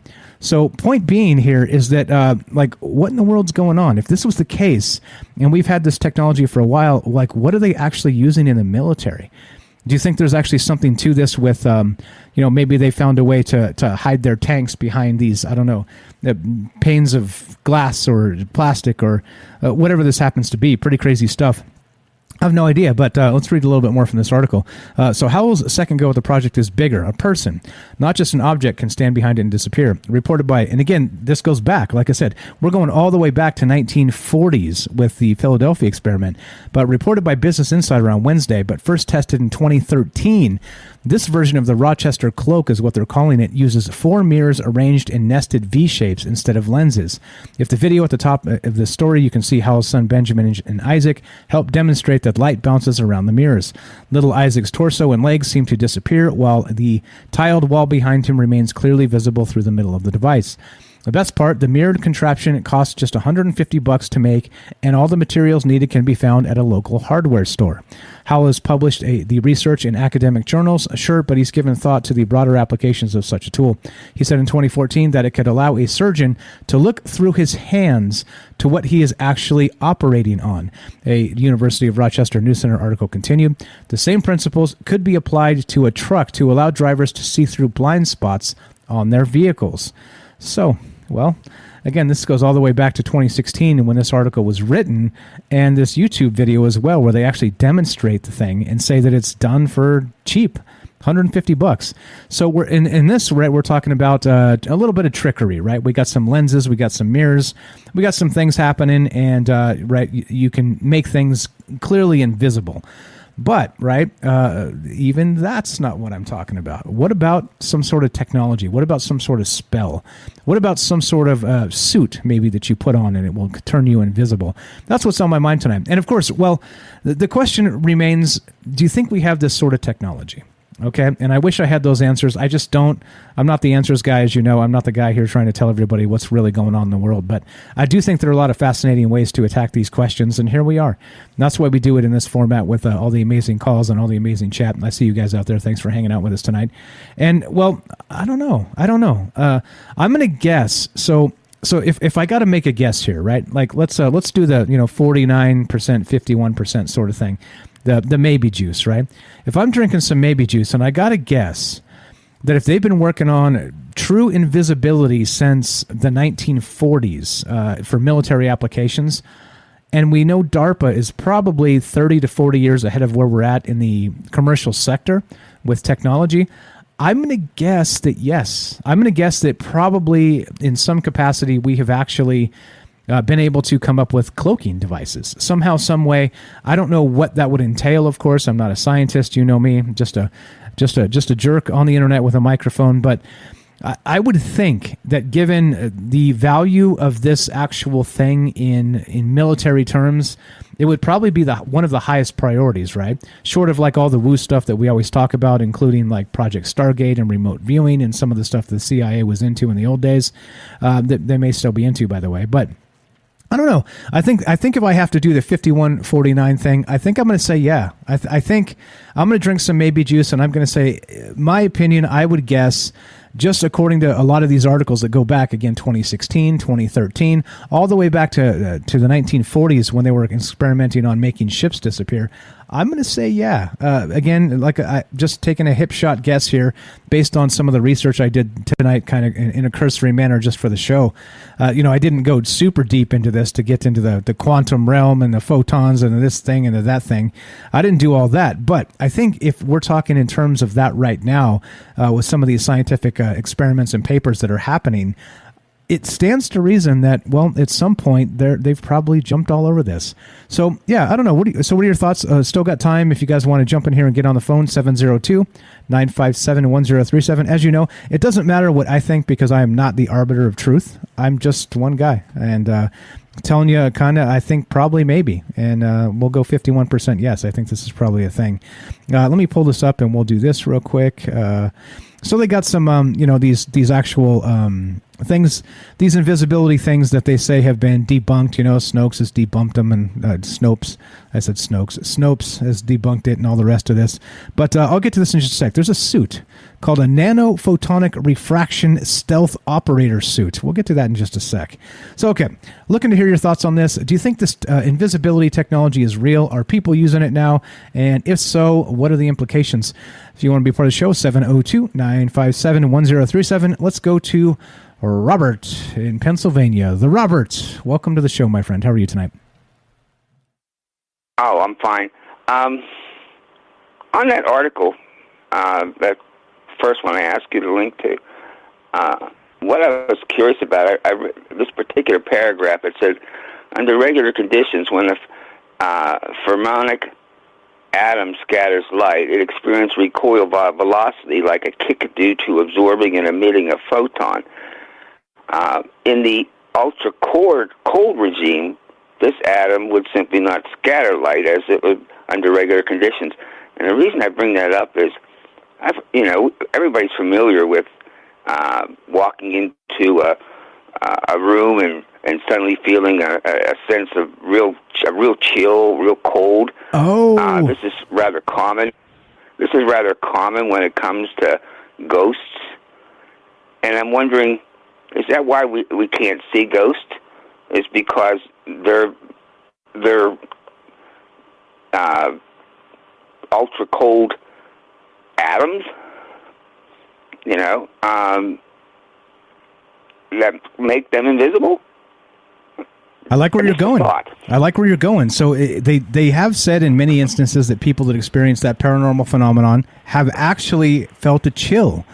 So what if it is this, like you're describing in there, is this ultra cold quantum state that's keeping whatever it is invisible. And so it's not a ghost at all. It's, well, the CIA. I love it, man. maybe, or maybe spirits are invisible due to that phenomenon. Oh, I see. Okay, so it goes both ways. It's just the maybe juice. All right. Speaking. All right. That's all right. You're in the right place. It's just a thought. It's just a thought that it's so common in hauntings that you walk into a haunted house or room and you suddenly feel, that kind of really nasty chill, and it seems to me like this possibly could be tied into this type of phenomenon. Makes sense to me. Where if this phenomenon was not at work on this ghost, then you'd be able to see it, and maybe sometimes there's a breakdown, and that's why you can. When those few times when you actually can see a ghost is when there's a breakdown in that phenomenon briefly. Gotcha. All right. So like we talked about that weird quantum world last night, we can kind of add that to the quantum weirdness of if those particles are in flux constantly, like we said last night, with all that other crazy stuff, including the time traveling atoms and all the rest. Then, if we're in a constant state of flux, then maybe the ghosts are too. And I like it. So, as we said last night, if we get agitated and people sense that frequency, maybe ghosts get the same thing, and that's how they kind of come through. They interrupt this state of cold, whatever it is, cold quantum invisibility. I guess you could call it that. I love it. Great stuff, Robert. Yeah. Okay. I know you're going to close the show, so I'll continue to watch the next hour. Appreciate it, my friend. Thank you for the call. That's Robert in Pennsylvania. Talk to you later. Thanks for the call. He's got a book called Stories from a Fractured Mind. Check out his stuff down below. Link in the description. He writes science fiction and consciousness and spirits and time travel and all the rest of the stuff we love talking about. So he's certainly in the right place. But that's an amazing point that if maybe it's not just this sort of thing, it's maybe it is. Maybe this actual quantum phenomenon doesn't exist just in a technological perspective. It also exists in a paranormal perspective. I like it.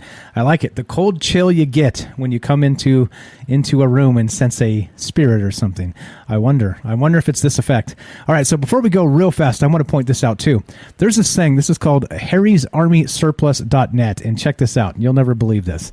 It's called the GI Gen 6 Nanophotonic Refraction Stealth Operator Suit, right? And, well, it looks like, I don't know, just a gray suit, right? It looks like a gray suit. But this suit is $12,378.99. So clearly, surely, it's not just a gray suit, is it? So if you look at the two photographs, one of them, it's like the suit, and the other photograph is it's not there. It's invisible. So, if anybody's got $12,378.99 to burn, well, let's test this suit, shall we? Oh boy! All right, so we're talking about invisibility tonight, and I don't know. As you know me, I'm not trying to convince anybody of anything. We're just trying to have a conversation and consider the possibilities. So, if I was a betting man, I would say, yeah, I would think that probably, right? I'm going to give it 51% that yes, I would think that. Just one person's opinion. Don't take it any more than that. Just that we probably have achieved some sort of invisibility tech, and what that means for society and everything else. Well, I think probably that would be more safeguarded than UFOs, right? Because think about how that would break down society if you had some people with access to invisibility suits and other people that did not have access. Oh boy. The troubled minds. All right. So as we finish this up, this is what's going on. As we finish up on The Fringe, if you're listening to us on The Fringe FM, stay tuned for Joe Roop Lighting the Void coming up next. If you're listening to us on any other platform, including the podcast feed, stay tuned for a third hour of Troubled Minds. We're going to keep on trucking, doing our thing, talking about this, and take your phone calls. As we finish, be sure, be strong, be true. Thank you for listening. From our troubled minds to yours, have a great night.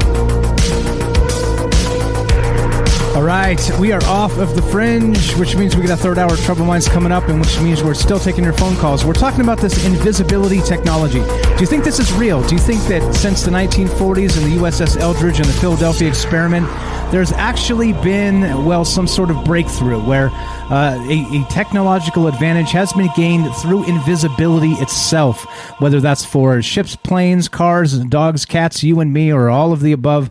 You tell me. I mean, we know Operation Acoustic Kitty, where they tried to put the sound recording device in the cat to try and listen to the Russians in the park in the Cold War, and well, the cat ran out and got hit by a taxi cab, right? I mean, herding cats, etc. So if they're doing stuff like that, you gotta figure, like they kind of go through all these links. If you look at some of the actual MK Ultra stuff, some of the links they went to just try and get some ridiculous things to happen. You got to know they've been working on invisibility for a damn long time. So that's what's going on. We got Kelly here. I see there. Kelly, hang tight. We'll get to you in just a sec. We're going to take a quick 2-minute break, and then we'll get to Kelly in just one moment. And we're still taking your phone calls as we consider this, right? We consider all these things. How much of this could be true? Again, a Gen 6 nanophotonic refraction stealth operator suit. I kind of want one now. But all right. Anyway, so we're going to take a quick 2-minute break. Let's play some of this. We got Kelly on the line. Hang tight, buddy. We'll get right to you. He just jumped in here, and here we go. This is Michael Strange. Let's skip that and skip right to that. 2-minute break. More Troubled Minds coming up. Don't go anywhere. Taking your phone calls, talking about invisibility. Is this real or nah? Up to you. Be right back.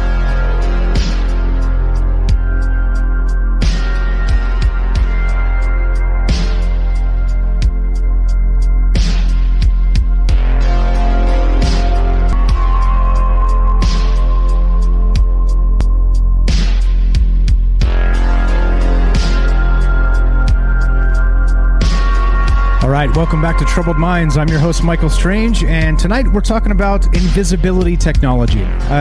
Basically, it's like this, right? Back to 1940s, the USS Eldridge was rumored to have been the subject of what is known as the Philadelphia experiment. And it started with again, the rumor is this. It started with the Albert Einstein unified field theory, where they were trying to use the electromagnetic field somehow to cloak these ships, right? And that's how it started. It was a cloaking device, literally just invisible, making things disappear, and not just hidden in plain sight with optical illusions and things like this, which has been used for centuries for sure in warfare and other places, right? Illusionists and all the rest of that. But on top of that, they were trying to actually make these things disappear, literally disappear. And so with that, of course, that conspiracy goes into a whole nother rabbit hole of the Philadelphia experiment, Al Bielek, time travel, teleportation, and all kinds of crazy stuff. But we're not doing that. Well, I mean, we can if you want to do that, because it's the third hour. The third hour is to kind of stretch our legs and just say, whatever. We're going to talk about whatever the hell we want, because nobody tells us what to say or nobody tells us what to think. So if you want to talk about any of that stuff, it's all on the table, of course. What about the paranormal aspect? What about what Robert said? I think that's a fantastic thing. What about UFOs?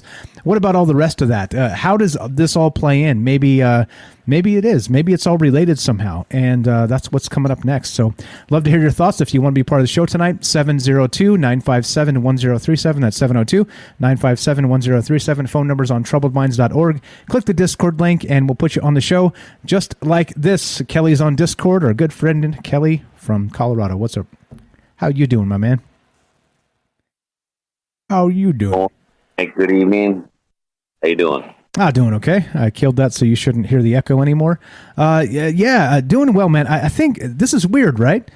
I know now I know you were a military man. I'm not asking you to divulge any classified information if you know something about this, but what are your thoughts regarding just this Philadelphia experiment in the 1940s all the way to now, where you can buy this bizarre-ass GI Gen 6 nanophotonic refraction stealth operator suit for $12,000? What do you think's going on here? So for the Philadelphia experiment, right? So the story that they give, and that, the same story that you kind of read earlier about how they're saying that the true story of it was that, they were, wrapping the ship with some oils, and, that to try to make it invisible from radar or sonar. That right there is a lie, because I'm going to tell you why. What they're doing is called degaussing, right? And they take, and it is true, they take, we take big cables, different types of metal, and we wrap it around the whole ship, both sides down. We put, there's like throughout the ship from bow to stern, all the way to the front and back. And the reason for that, for degaussing, because when you have that ship, something like that big, it's real magnetic through the Earth's magnetic field, right? It makes the ship more magnetic. So the reason why they were doing that, and it is true that they were saying that it kind of makes it invisible, but the only way it makes it invisible is to, like, mines, right? Because ships are metal, and if you want to degauss a ship, you don't want to have it magnetic if you're going through some of these during wartime land mines, floating mines that are out there, So it's a self defense mechanism for that.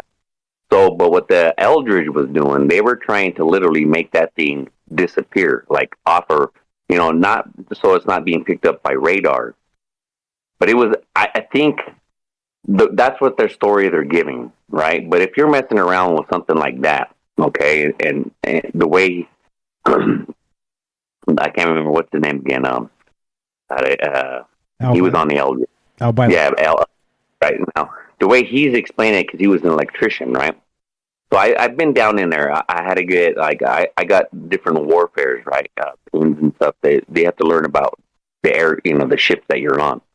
And I was mostly on aircraft carriers.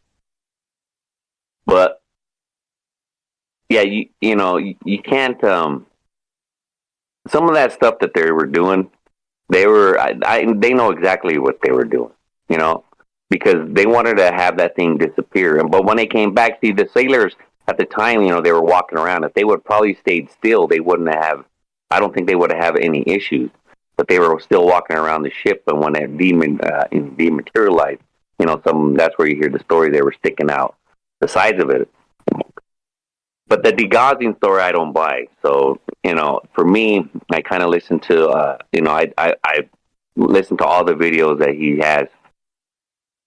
And I don't know, man, in some ways it's like, I don't know, it's kind of hard to believe, but in other ways it's a fascinating story. I'll just tell you that. I don't really can't say that I believe him, but some of the stuff he's saying is pretty interesting, because the way the maps were that he explains. But anyway, if you know the story, it's a pretty intriguing story. But another thing too that was kind of brought up was that someone brought up, it was about DARPA and the tanks. But actually, the defense contractor was BAE. They do military contracts with us, but they're more of a British company, right? And what they were trying to eliminate a tank. And again, it's just like with the radar system, right? But they're looking through like night vision or whatever, or FLIR, and they would disappear literally, because what they they look like Kevlar panels, right, that stuck to the side of it. And what it does, it changes they call it a adapting camouflage. But what they're doing is they're trying, it's like temperature enhancing. So one way for camouflage against something like that would be temperature. So those panels all change a different temperature, and it literally looks like it's disappearing off of like a FLIR, or night vision. That's the camouflage that military has as for that. But now, if we're talking, if you want camouflage on aircraft, the only way you're going to do that is if you're going to have the paint scheme, or you're going to have what nanotechnology within that paint scheme, or within the skin. And that skin has got to be, and which most aircraft, that like those fighter aircraft are mostly composite materials. There's some composite materials that we already have now that's already built to where if it was shot with a gun, or with some bullets, it repairs itself. It's got like nanotechnology where it'll repair the hole, so it'd still be more flying, aerodynamic. It's not going to have issues where and even inside gas tanks, around gas tanks too. That's more of a blabber. But like for the skin itself of the aircraft, I could see. I mean, that was my job. I was an aircraft mechanic. I mean, I've touched and seen a lot of different materials, but the thing about it is, I'm saying is that you would need some kind of nanotechnology. What it is light bending, kind of like Jennifer was saying, and that's the technology that that we have nowadays. First it was like using glass and all the mirrors and stuff, but now there was one in Japan, which actually was even like probably later than 2016, or it could have been the same time frame, but they have a material. It was a cloth. It was a cloak they were wearing. But now, if you take that nanotechnology, right, and you're able to do what like animals do in nature. So you got insects like spiders. They use the outer shells of their, the outer skeletal skin to where it kind of looks like it's more of a blending in more, and then a camouflage or a disappear. Now the other. You have the chameleon that changes different colors, and that's due to the cells that are inside the skin. It'll allow it to reflect light or even change different colors. But the animal that I have more particular, where it almost looks like it just disappears, is an octopus or some type of some other those jellyfish type, those deep sea ones. Because they're more translucent anyway. So, but if you're talking that you can change, in a human capability, I would say it would have to be within the blood like an octopus. Because an octopus, the skin, it's really close to the surface of the skin more than us. So it would, that's how I was able to change. I mean, it changes. I mean, I'm pretty sure everybody's seen. If you haven't, go ahead and YouTube one, man, because some of these ones that they capture nowadays, I mean, the light reflection, and one that looks just like it just totally disappears, and you can't really say that you're going to disappear with any kind of material anyway, because it's going to be light bending anyway. If you're going to disappear something like that, like Jennifer was saying, you still have a shadow or something. But if you're going to disappear like that, maybe we are talking that it's, transdimensional or something. Yeah, it is weird how this, usually we're way out there. We're talking about portals and dimensions and all kinds of other whack shit, right? But tonight we're like, okay, wait, but what if that's not happening, and instead it's just some sort of invisibility technology, that light bending, the light refraction, this type of thing. And the more I think about it, the more I think it's probably likely that this is happening. Probably, like you described with the aircraft and all the stuff there. That's fantastic. The paint schemes and like the nano technology inside of all that. That's good stuff. But it's still not truly invisible, is it? It's more of kind of like tricking the human eye, tricking radars, right? That type of stuff. It's not truly invisible. Well, it's not to make yourself, the whole aircraft. Like if you're saying like a saucer shape, right? The whole skin of it would have to be. So that's why they say sometimes, I believe that, you hear stories that these things are, alive. They're like a robot, but they're alive, right? I don't know. I can't remember the word that's used right now, but yeah. So if you have something like that be able to repair itself, it can be able to change not only the color, but also, I would say the whole surface would have to change. Not only that, but like if you want the invisibility from heat, you would have to change the whole temperature of the surface of the aircraft. That's how some of that stuff works too. If you change the heat of it, right, through radar systems, that's another thing where I kind of wanted to bring up real quick, just off the beat, was maybe that's why the military wants every type of vision, right? You have night vision, you have flare, you have heat, all these different visions that you want to see. Maybe they're, we are tracking something, that's not only, why would you need something like that? Because you're trying to see something that's in different forms of light. Now, light bending, even with something like that, like said, BAE Technologies had the one for the tank where it was all, again, that was all through just heat. They just changed the heat on the outside of it. But if you can do that with the human, if you could do that with your blood, maybe you would be more or less, disappearing because it's all around your whole body. There's no light. It's not a cloth that you're wearing where you're bending light around you so you can't really see it, So that's why I say the octopus is one of the ones that you could say that could only really disappear. Yes, it's there, but you ain't seeing it. Yeah. Well, I mean, I guess there's two terms then, right? There's like a true invisibility and there's effective invisibility, right? I think I just made that up. I don't know if that's real, but we're just going to roll with that. So effectively invisible is one thing, but what about true invisibility? Like Frodo in the ring. You put on the ring and boom, you're just not there. No shadow, no anything. It's like you maybe phased into another dimension, but you're still there, but you're not there.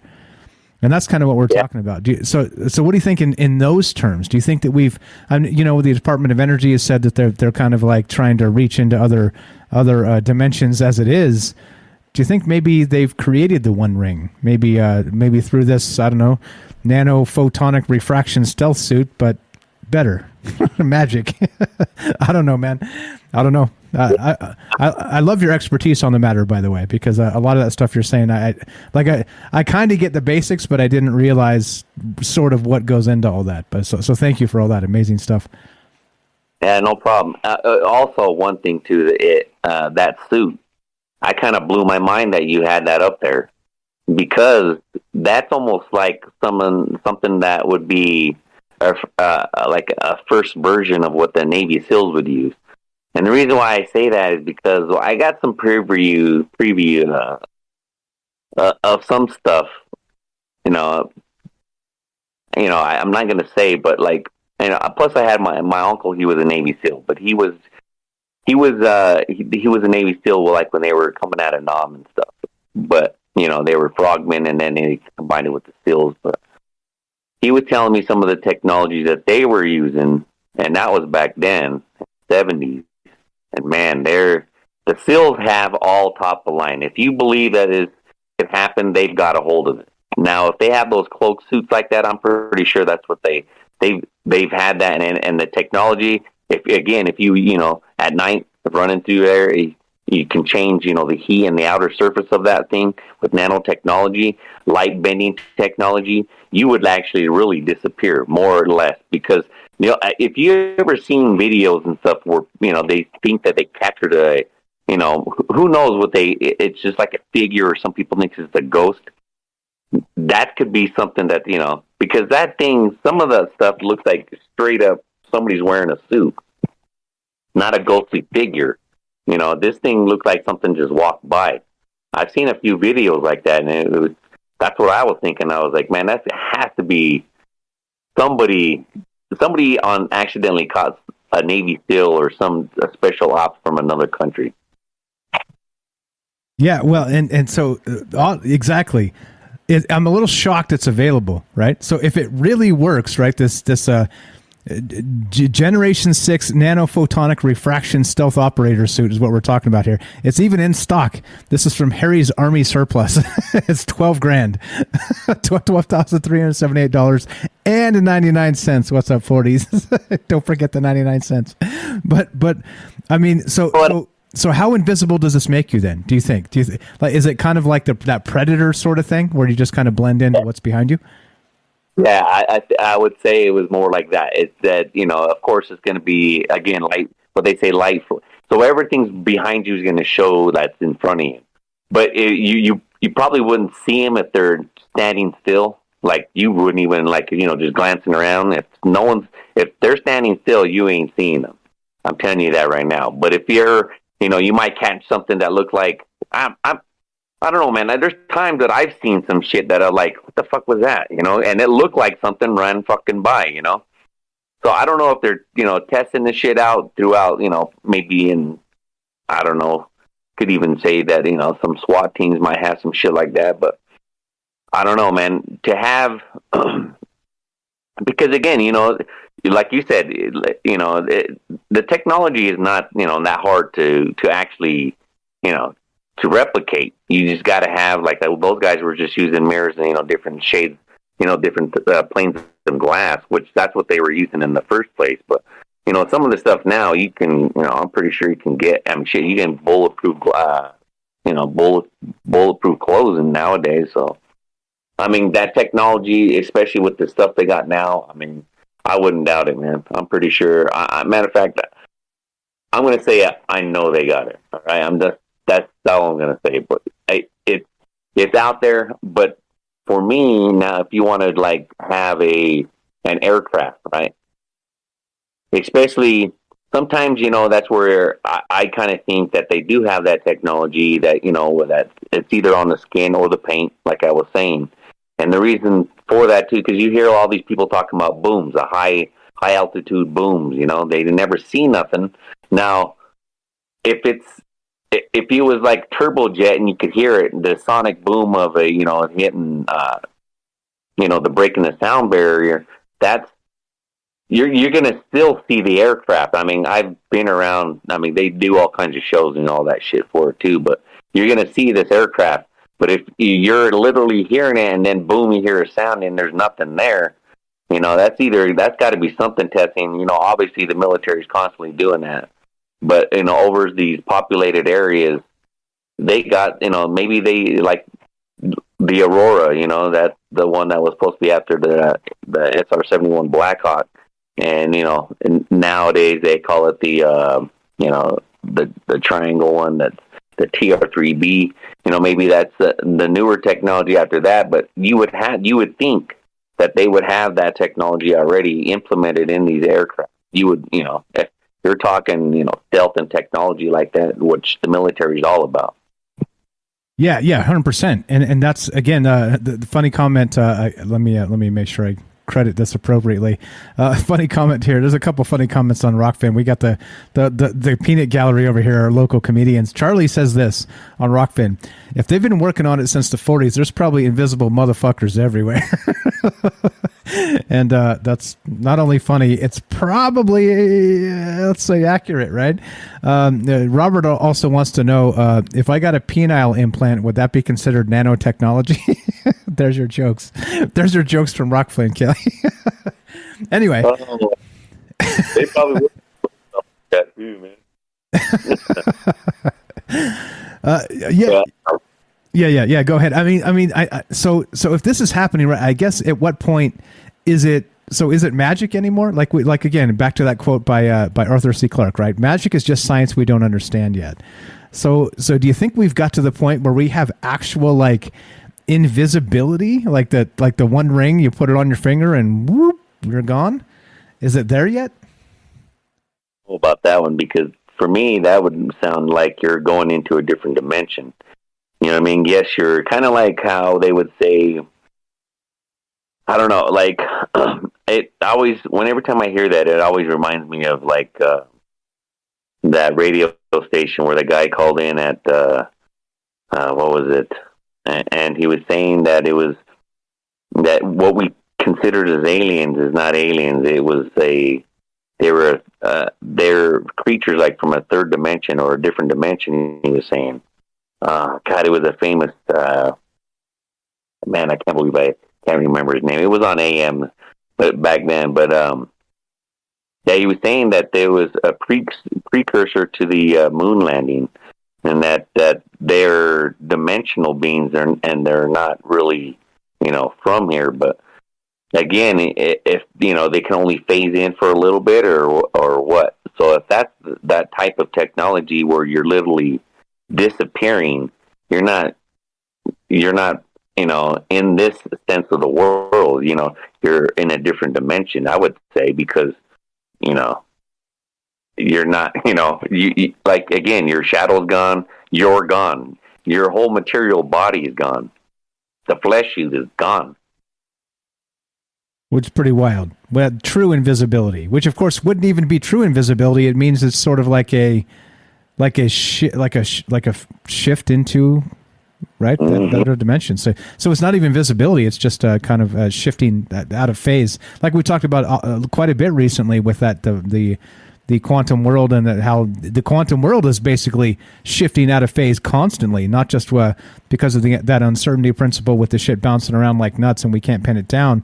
Particle wave duality, quantum immortality, spooky action at a distance, which would be the Einstein thing for quantum entanglement, but then also that time travel. Now they're saying that at the quantum level, these things are in tiny amounts, time traveling forward and backward all at the same time. Now that would be, right? That would be you slip your ring on and boop, quantum world. Here we come. Hey, machine elves. I'm Mike. How are you? Yeah, that would be something. That would probably be something to see. But for me, I don't know, man. I believe we have that technology now, though. I mean, it's been long. It's probably we've had it for a while. Again, with any kind of military, they're going to be at least 40, 50 years ahead in advance of whatever they're going to be putting out. So, and again, I worked in some of that stuff. A lot of that composite material, they were advancing very, very fast, actually, from the stuff from fiberglass on up. Nowadays it's got some crazy shit. Not only that, but what you're adding into it, the hardener and stuff. You can add all kinds of shit into that. So that's where you're getting that nanotechnology I was telling you, where it can actually repair itself after it's been shot. And I read that on a science thing, like, I don't know, I would say at least 10 years ago. Yeah, it's pretty wild. It seems like we've kind of had this science stall out where 10 years ago you can read all the shit. They're like, oh, invisibility tech is here. And now we have the same damn article, 10 years later. Oh, invisibility tech is here. Well, shit. So which was it, then or now, right? Yeah.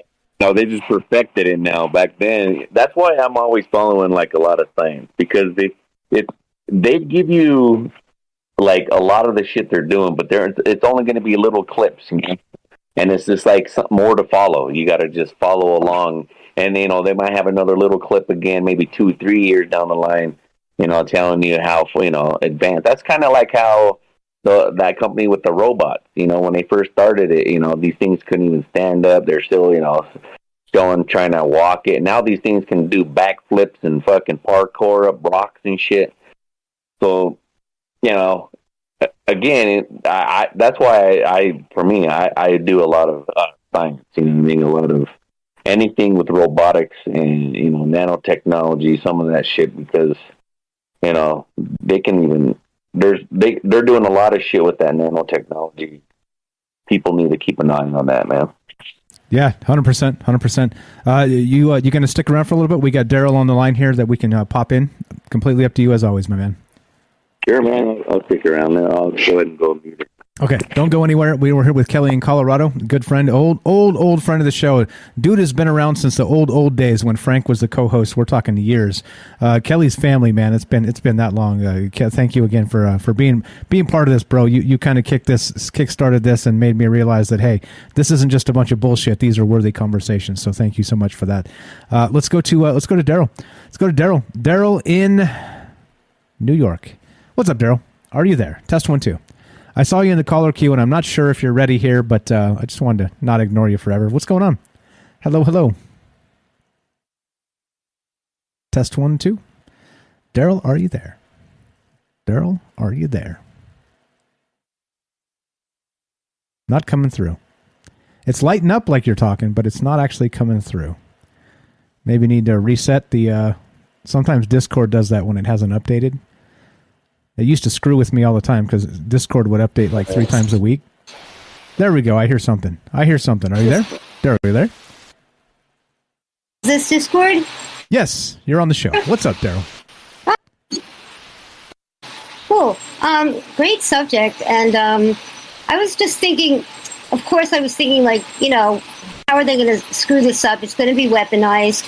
And, of course, they've tried to use stealth technology as early, I think, as in the 40s during the Second World War, and were kind of effective, with not with anything amazing, not like a octopus technology or anything like that, but just trying to refract the light a little bit. And I saw that suit for $12,000. That's pretty affordable, right? I'll take 2, please. Yeah. But they, like in Israel, so I'm thinking how they're going to weaponize this. And of course, there are ways. I don't think they could totally, if they can refract the light and do something with anti-gravity, it can achieve certain results. But I still don't think it could avoid radar, let's say, So you might have to sacrifice one for the other.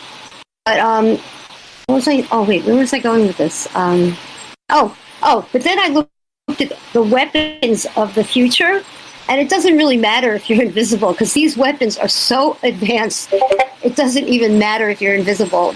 They're too fast. The missiles that they're making now are just incredibly fast and effective at achieving their targets. So the weapons of our future, it's pretty shocking what they're creating.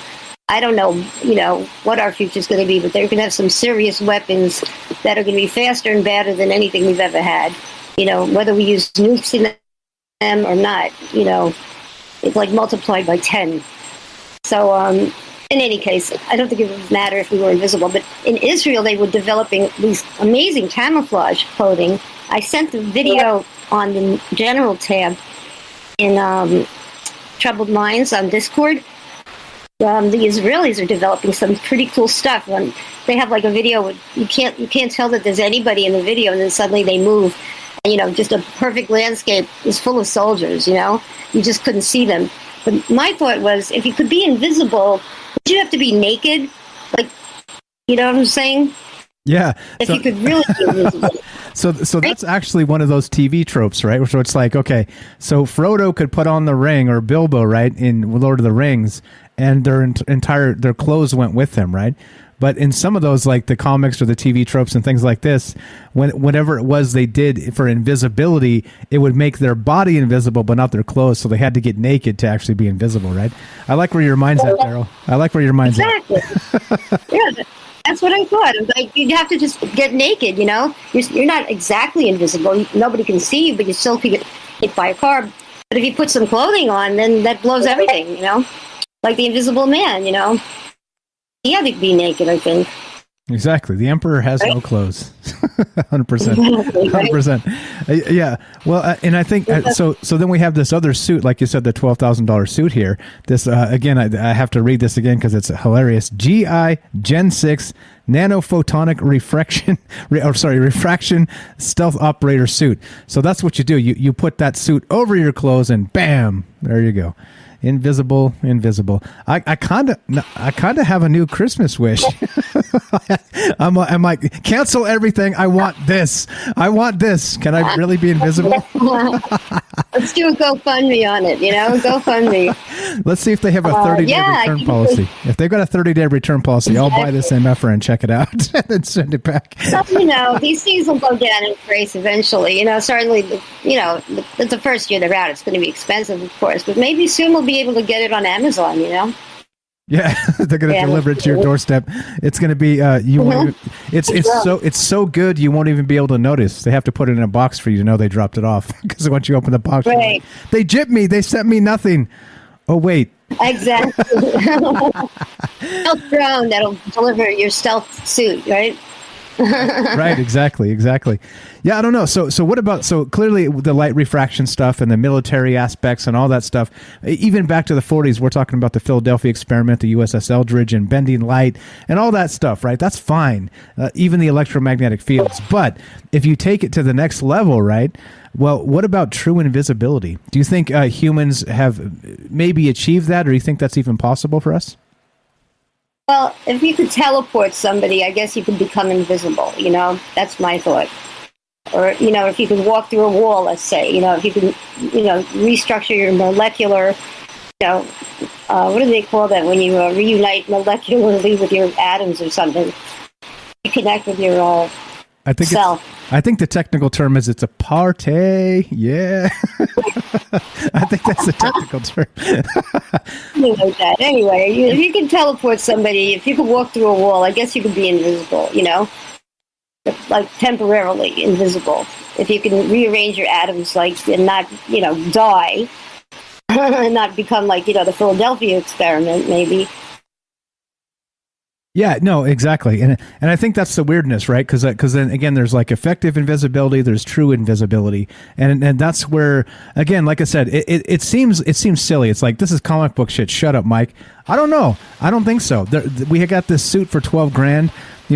Navy SEALs, this type of thing. We got effective invisibility, true invisibility. If they've been working on this since the 1940s, are there lots of invisible MFers walking around? I think that's a good question. Back from Charlie on Rockfin.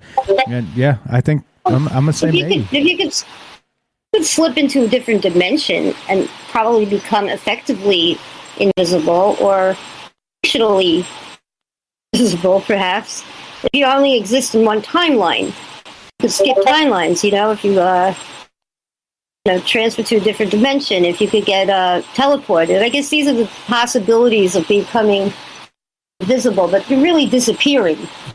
Not exactly invisible. Right. Yeah, and so exactly. So there is a conversation here. It's not as simple as just the comic books or just like light refraction. There's some weird shit happening. And even in this suit, it says nano photonic refraction. So we're literally talking about like in the on the nano scale, they've done some engineering to this freaking suit, and this is what our Navy SEAls wear. That's pretty wild. Just that concept. But then, what's the next step? What about if you look at Bigfoot probably has the technology to become invisible, or he's like pixelated, or he's blurry, and then he's invisible. I'm not sure. Does he go to another dimension? I think Bigfoot knows how to become, functionally invisible or technically disappear or whatever, So I think it's possible, reverse engineered or something, Yeah, and all that, like clearly this is Troubled Minds. We talk about UFOs and Bigfoot and all kinds of crazy shit. So that's all on the table, of course, right? With this maybe phasing in and out. I think it's odd too that like Jennifer brought up earlier, that it seems like maybe in the old days they were kind of into this invisibility thing too, almost like they were detecting these invisible creatures all the time, and that's sort of what maybe spawned a bunch of these mythologies and folklores and whatnot. So. Yeah, wild stuff. I don't know, as usual, right? I don't have the answers. I wish I did, but here we are. Kelly, you got anything for Della here while she's on? Are you here? He's here. Yeah. Well, every time that I get naked and run around, thought I was invisible. Did you say he gets invisible? I thought you were invisible. I know. I don't know. Nobody looks at me anymore on the nude beaches, so I think I'm invisible. I don't know. There it is. Right. That's not true invisibility. That's called effective invisibility. We're making up new terms here. On the visible nude beach, here, there's no such thing as effective invisibility. You guys are killing me. You guys are killing me. Yeah, I don't know. A lot here. Again, like I don't think it's a trivial conversation. I think there's a lot to this, a lot of different levels, and again, that's why we do it, right? Because it's it's like, oh, cool, this weird suit. I wonder if it works. Huh. Well, one of these days I'll buy one of these damn suits and I'll wear it on the damn chat, and you'll see. We'll see if it actually photonically refracts this shit and disappears me. That'd be sweet. Yeah. I don't know. Other thoughts, Kelly, regarding like the Bigfoot thing and maybe some of that stuff? How do you think this kind of works into maybe the paranormal situation here? I mean, that could be the same thing, because again, these things, what they say, they can't find them or whatever, or, they've been filmed, but that's about it, then they seem to just disappear. It could be, and that's another thing too. I was kind of wondering, I forgot to bring up, was like, the ancient times that they were talking about, and maybe they were getting beamed up like Scotty, that they were being transported, because if you're materializing right in front of you, there would be something looks like some kind of be able to disappear out of thin air. If that's some kind of technology from back there. But what's interesting too, it's just also too, like you have like all the statues and stuff. They have weird. They wear some weird jewelry, You're cutting out, Kelly. You're cutting in and out. Hear me now? Better. Go ahead. Yeah, you said wearing weird jewelry is what I heard. Yeah, like in the ancient, like all the drawings or like statues and shit. A lot of these ancients wear, it looks like technology, weird hats or something, watches, or carrying around those buckets, or like in like some of the ones in Egypt too. Some of their weird headgear or their facial things.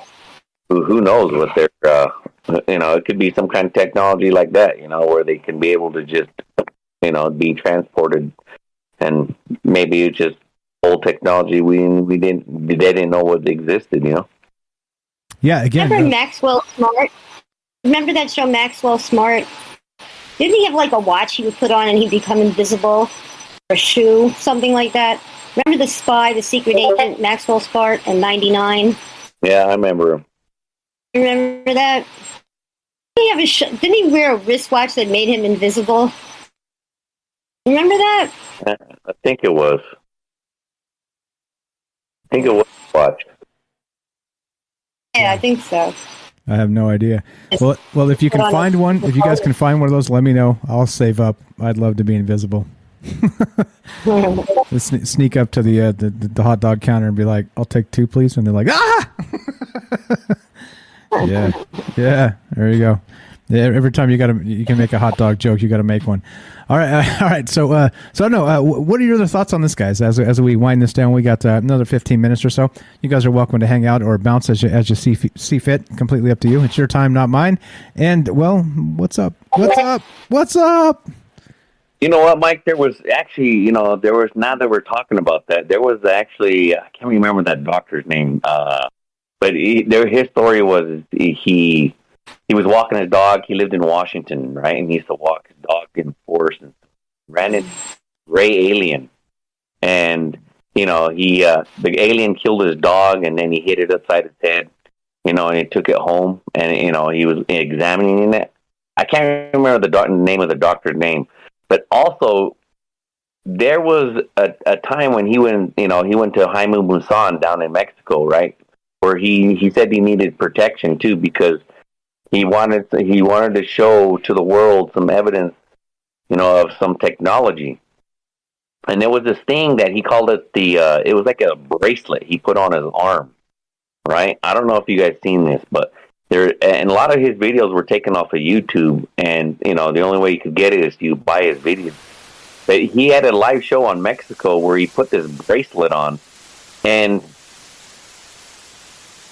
I don't know what happened to him. He kind of he disappeared, but he shrunk. His whole body disappeared, but he shrunk into a ball of light, and the ball of light kind of just floated off. And then next later on, it floated back in, and then boom, he popped. He was there again and sitting in the fucking seat. It was a trip. I mean, but it was a video. Okay, the video shows him he was he didn't want to have that technology, in front of everybody. So he just, he was talking via live through I don't know. Back then it was, but. It's the craziest shit now that you guys bring that up, but I'd have to find it and maybe put it on Discord, but I can't remember his name, man. But yeah, he puts this bracelet on, and boom, he disappears and turns into this ball of light. That's pretty wild. Yeah. So what is that? Is that Merkaba? What is that? What is that? Is that the One Ring? Did he find the One Ring? Is Sauron on the way? Yeah, it was the craziest shit. I can't remember.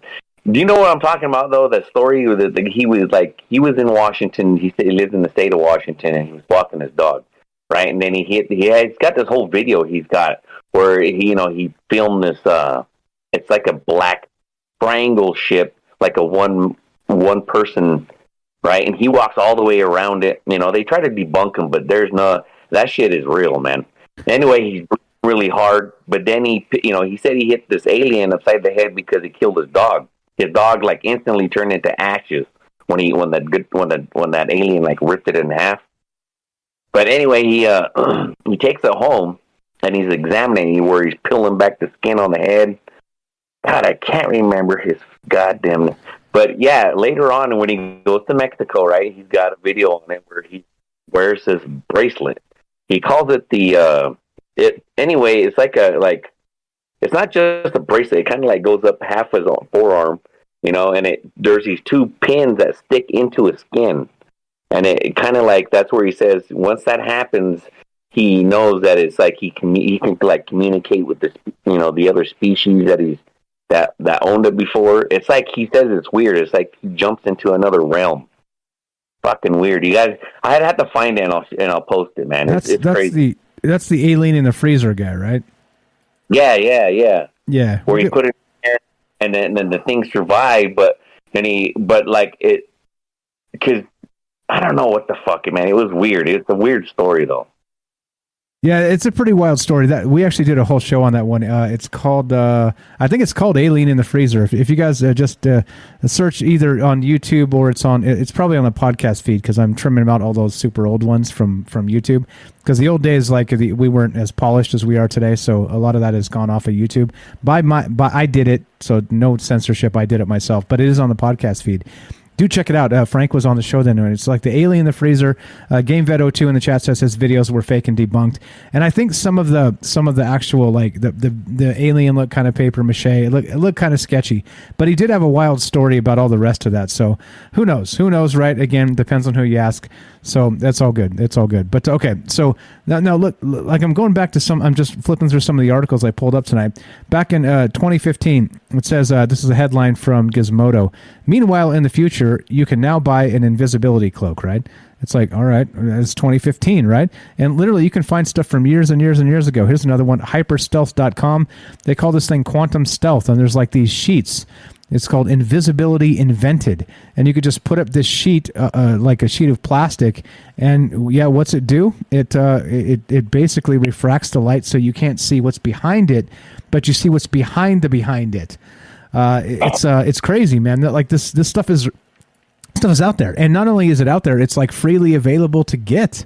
Like you can buy this shit. It's pretty wild, man. Like I'm kind of curious about. Well, let's get some invisibility shit. I kind of want to be invisible now. And by the way, also to add to that, Robert adds this: there is no good motive to be invisible. Only mischief. And well, touche. I guess that's probably true. Yeah. I don't know. Mischief shit. For sure, right? Loki type mischief. How about this? All right, let's take this to another level. What about this? I've got this from whichspellbook.com. They're talking about invisibility spells. What do you know about that, Kelly? Do you think that there's maybe spellcraft or something like this that you could actually cast a spell to become invisible? How about that? Yeah, that would be awesome. That's one thing again that I've been. The next thing I'm delving into is magic. So, yeah, that'd be do something like that with a spell. That would be kind of crazy.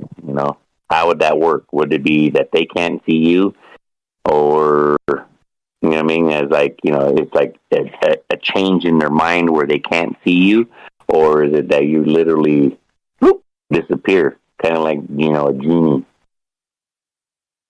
Yeah, boom. Exactly. Can you think of any like old stories? I know you're like way up to speed on the Anunnaki and stuff like that more than I am. I'm trying to think of like there's a lot of old like kind of fiction stories, the Invisible Man and some other pretty weird stuff. But can you think of anything in terms of like maybe ancient stories where there were like maybe invisibility spells?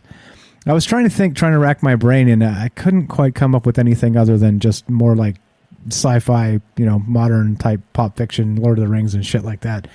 Harry Potter, but I'm sure there's got to be ancient stories of like invisible things. I would imagine, right? Like Jennifer was saying, sort of the vampires and the mirrors and all that shit. Yeah, some of that stuff is like it would remind me of, but again, it almost like a transporter or something, because one of the one that always intrigues me is the one from India.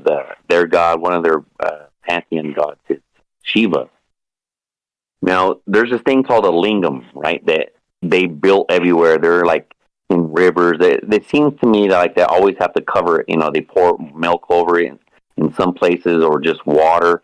To like, I don't know. It's like a ritual, right? And the shape of it, like where it sits in, it's almost like it's half around and then it goes into like a spike where like the liquid would pour out. But the original, very first carving of Shiva was coming out of a lingam. And the lingam is like, it looks like a door opening up, or looks like maybe it could have been, like I said, misinterpreted, high technology, where it could have been a portal, or it could have been like someone's being beamed down like Scotty, But yeah, the first one is Shiva coming out of a lingam. And, I don't know why that's kind of a weird thing where it just next, boom, there's their god, They don't talk about that it came down out of the sky like most of them, like some of their vimanas, what they call these flying craft, right? But it was just this round, I don't know, it's just like a shape. And some of them say, like in some of their, their religionist culture part, they say it's more of a phallus, it represents the phallus of a man, and the outer, the thing that it sits in is the woman's, they're just like a sexual organ. But to me, that shit looks like some kind of a weird, like, I don't know, it's just like a black tower, right? And it's always shaped the same, looks like a round, I don't know, man, like just check it out. But, but like I said, the very first one is when Shiva, their god, is walking out of a lingam. I don't know. It's interesting that for me, it's like, I think it's some kind of technology. Either one, it's like a single craft that he came down and opened up, or it was just like a portal, or something like, being beamed down and boom, he popped up, Pretty interesting. That's the only one I can really think of right now where, as in spells or anything other than that would be Toph. He believed in like, because he was universal transmission, transversing through the universe, as like I guess more of his spirit self or his energy body. But yeah, he talked about going different dimensions, different parts of the universe. That's just a crazy read too. So yeah, other than that, man, that's one of the things I can think of right now. Yeah, pretty wild. In the chat here, Shadows of the Moon, what's up? Give her a follow on YouTube. Says, I have done an invisibility cloak spell so that people don't come into the hotel, or have people not spot me so I don't have to talk to them. It's worked for me. Of course, it's a part of my path.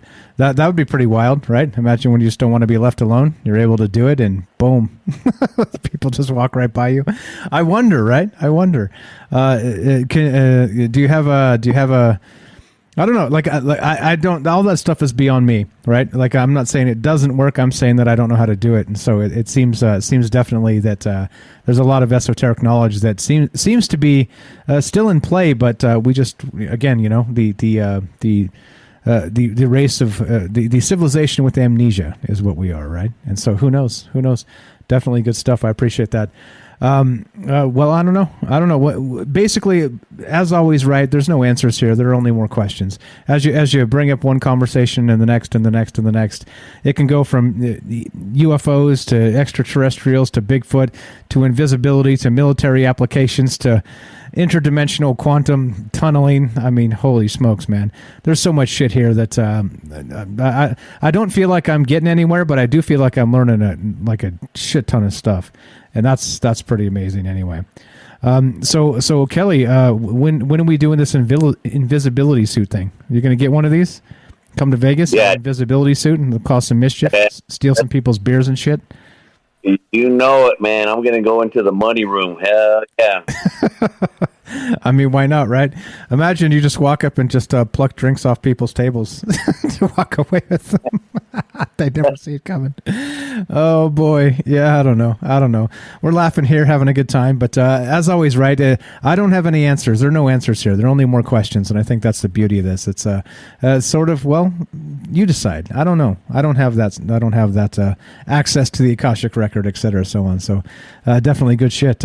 What else? We're winding down here the last few minutes, but any other thoughts on this, Kelly? Any other? Yeah, there you go. James says the casino is haunted, but it's just me and Kelly. It's just Mike and friends. Any other thoughts on this, Kelly? On whether effective invisibility, true invisibility, or even like the One Ring and dimensional travel or paranormal? I don't know. I think there's a ton here, considering just what's actually happening and what's going on with just the world we live in. Seems a strange place, doesn't it? Yeah. I mean, for me, it's I always look at it as when you see these government contractors and stuff like that, or even people within universities, because those are always government funded as well. And that's where a lot of military does its business, where they go to these universities where they like MIT and all these other places where they used to kind of like spread this knowledge or technology around, so not everybody can see but they want to ask questions.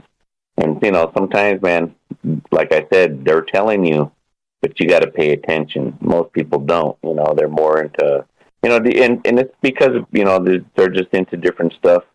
But if you're listening to this station, I'm pretty sure you guys got your eyes and ears peeled. But yeah, for me, I just pay attention to those things, because those little tidbits that they're giving out is a lot of information. They're not giving you all of it. I mean, what you would think. That maybe to answer some of your questions, but they're giving you that information that technology is out, and that technology has been out for a while. I'm going to say it's been out for a while. If they've been tinkering around, and they let some of that out in the 40s, not we're talking about with a huge Navy ship, but as now that we have nanotechnology, that stuff is being implemented faster. And that technology is coming out quicker than we can even imagine. Because if we can see from the time where we went from horse and buggy to the moon, less than 100 years, we got our hands on something that's probably out of this world. And I would never doubt that, because the universe is too vast to say that we're here alone. So, yeah, amen to that. 100% amen to that. We are not alone, and I think that goes for probably however you want to take that, whether that's the machine elves or whether that's the extraterrestrials flying from Alpha Centauri, or whether that's even just the meditation Merkabas. Like there's some strange things going on here that again, a reality doesn't seem to be as so cut and dry as they tell us in elementary school. And thank goodness they're not teaching us to meditate and turn into Merkabas in elementary school, because, well, that might be a mess. But but anyway, it's probably a little too early for all that. But yeah, so let's we're done. We're getting the hell out of here. Kelly, you are the best, my friend. Always, like I said, Kelly, old friend. He's family at this point. It's been years, hasn't it? When was the first time you called on this show? Do you remember? It was probably about 3 years ago. I think when it was right before. Me and Michelle were talking about it too. It was like, were we still in Maryland, or because that's when we were stationed out there. Or was we, I was getting out and transitioning out, and we were over in like Nebraska, stayed with some family there. But yeah, it's been about it's 3-4 years now. It's 3 years plus. It's definitely 3 years. So we started April of 2018. So we're 3.5 years plus. So it's probably been 3 solid years. You probably called in that first time in that summer of 2018, I would think, somewhere right in that range. Yeah. Look, we've been at this for a while, ain't we? We're not rookies. Let them say what they want, but we're not rookies. I don't know. We're just scratching the surface, man. Yeah, exactly. And that's part of it, right? Again, 3 hours, 4 nights a week now, and we're still barely scratching the surface on a lot of this stuff. It's pretty wild how deep just a lot of these conversations go. So I want to thank you again for all your amazing information, all your great thoughts on all this stuff. And again, for over all the years, like I said, it's I wanted to point out that when I say Kelly's an old friend, I frickin' mean it. It's not just saying we met last week. Kelly's been around a minute, and he's kind of been through all the iterations of Troubled Minds and even adapted, right? He's got the old sailor with the sailor mouth and the potty mouth. He's like, yep. He even said, cool, I'll just call in the third hour now because I can't trust myself. I appreciate all that, man. Thanks for rolling with the punches and being part of all this. It's super amazing. Super, super amazing. Daryl, you still there?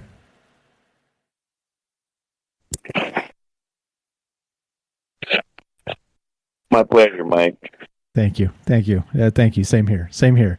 Like I said, you come to Vegas, you let me know, bro. We're going to have some beers. We're going to go watch the stars. It'll be amazing. All right. So we're done. I guess we're done. I don't know if Daryl's there. She's probably still listening. She's popping in and out, so her internet's broken. So unless you got anything else, what's up? So Daryl, what's up? What are your final thoughts? We're about to wind this down. Yes. What about the invisibility? What about all the rest of this stuff?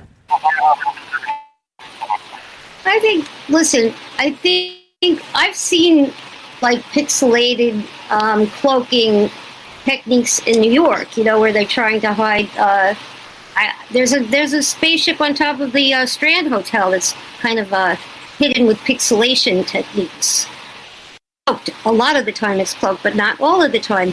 And they can't cloak 1,000% of the time, or 100% of the time.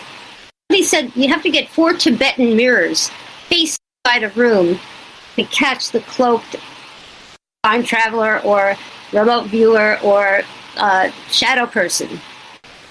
I'm just repeating something I heard. I don't think you have to make sure the mirrors are from Tibet. They could be any mirrors. If you think about it.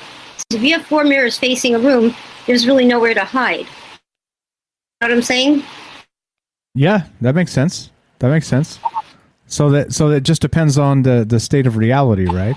I think that little bit of weirdness too. Could be, or your technology, how far advanced it is. I think, if you think that we have, we're just a few hundred years into our technology. What if these people, like from different galaxies, are 1,000 years or 1 billion years ahead of us? Do you think they could achieve just about anything, including, wormholes and warp speeds and teleportation and everything that we think is magic is probably achievable with 1 billion years of knowledge. I think anything's possible. That's what I have to say. Amen to that. So let's wrap this up. Sorry, go ahead. Yeah. In another world, in another universe that's not too far away from ours, It could be happening, like the animals that can shapeshift or, transform or disappear or switch, interdimensional, shapeshifting, nano robots, whatever. I think anything's possible. Right, exactly. Got a good comment here I want to read before we finish up here. From Nathan on Rockfin says, if we live in multidimensional realms with frequencies like a FM radio station tuning bar, then we don't need rematerialization. We just need to tune into the next realm and use portal and wormholes as access and doorways. You can use consciousness alone to travel like a yogi or remote viewer. What's up, Nathan? Thanks for hanging out with us. Thanks for dropping your thoughts there. Good stuff. I don't know. Very much like what Daryl was saying here. So let's get the hell out of here. Anything else? We got some howls. All right. We'll see you guys tomorrow, and you guys be good to yourselves and good to others. There you go.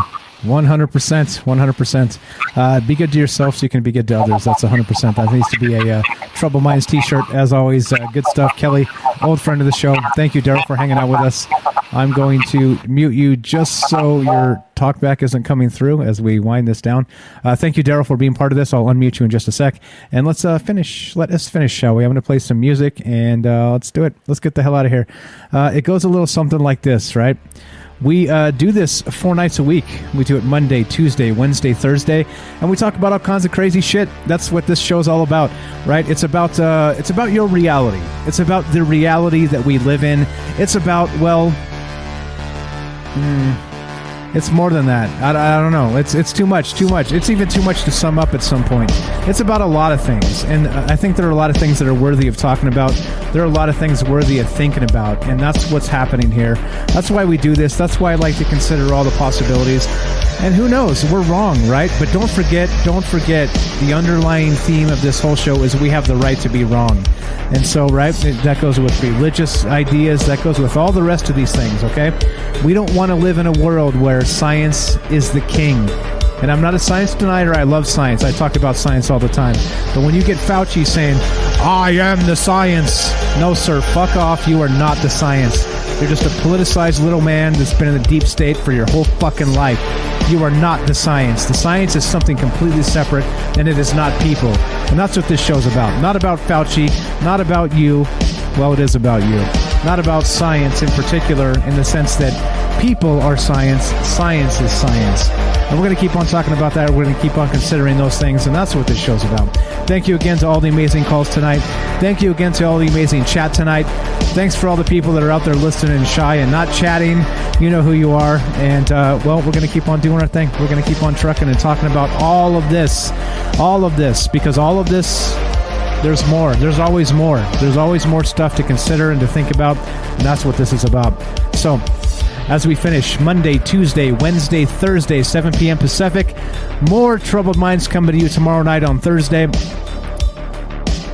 A little birdie told me maybe we'll start doing Friday shows. So if you guys are into that, let me know in the chat.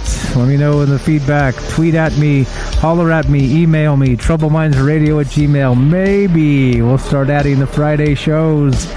Yeah, you tell me. You guys tell me what's going on with all this. And thank you for being part of this. The journey's been amazing. All the stuff I've learned, all the amazing people I've met, all of the rest of that, you let me know.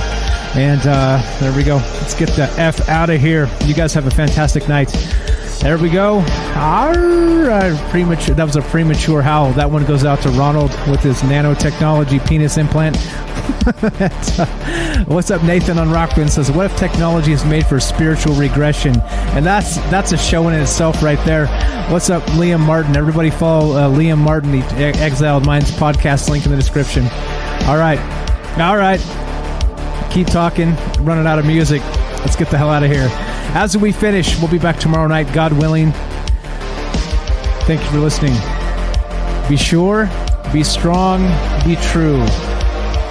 From our troubled minds to yours, have a great night.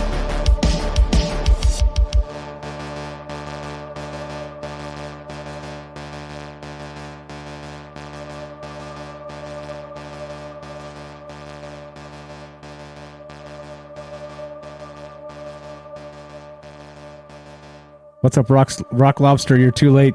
We're ending right now. All right, here we go.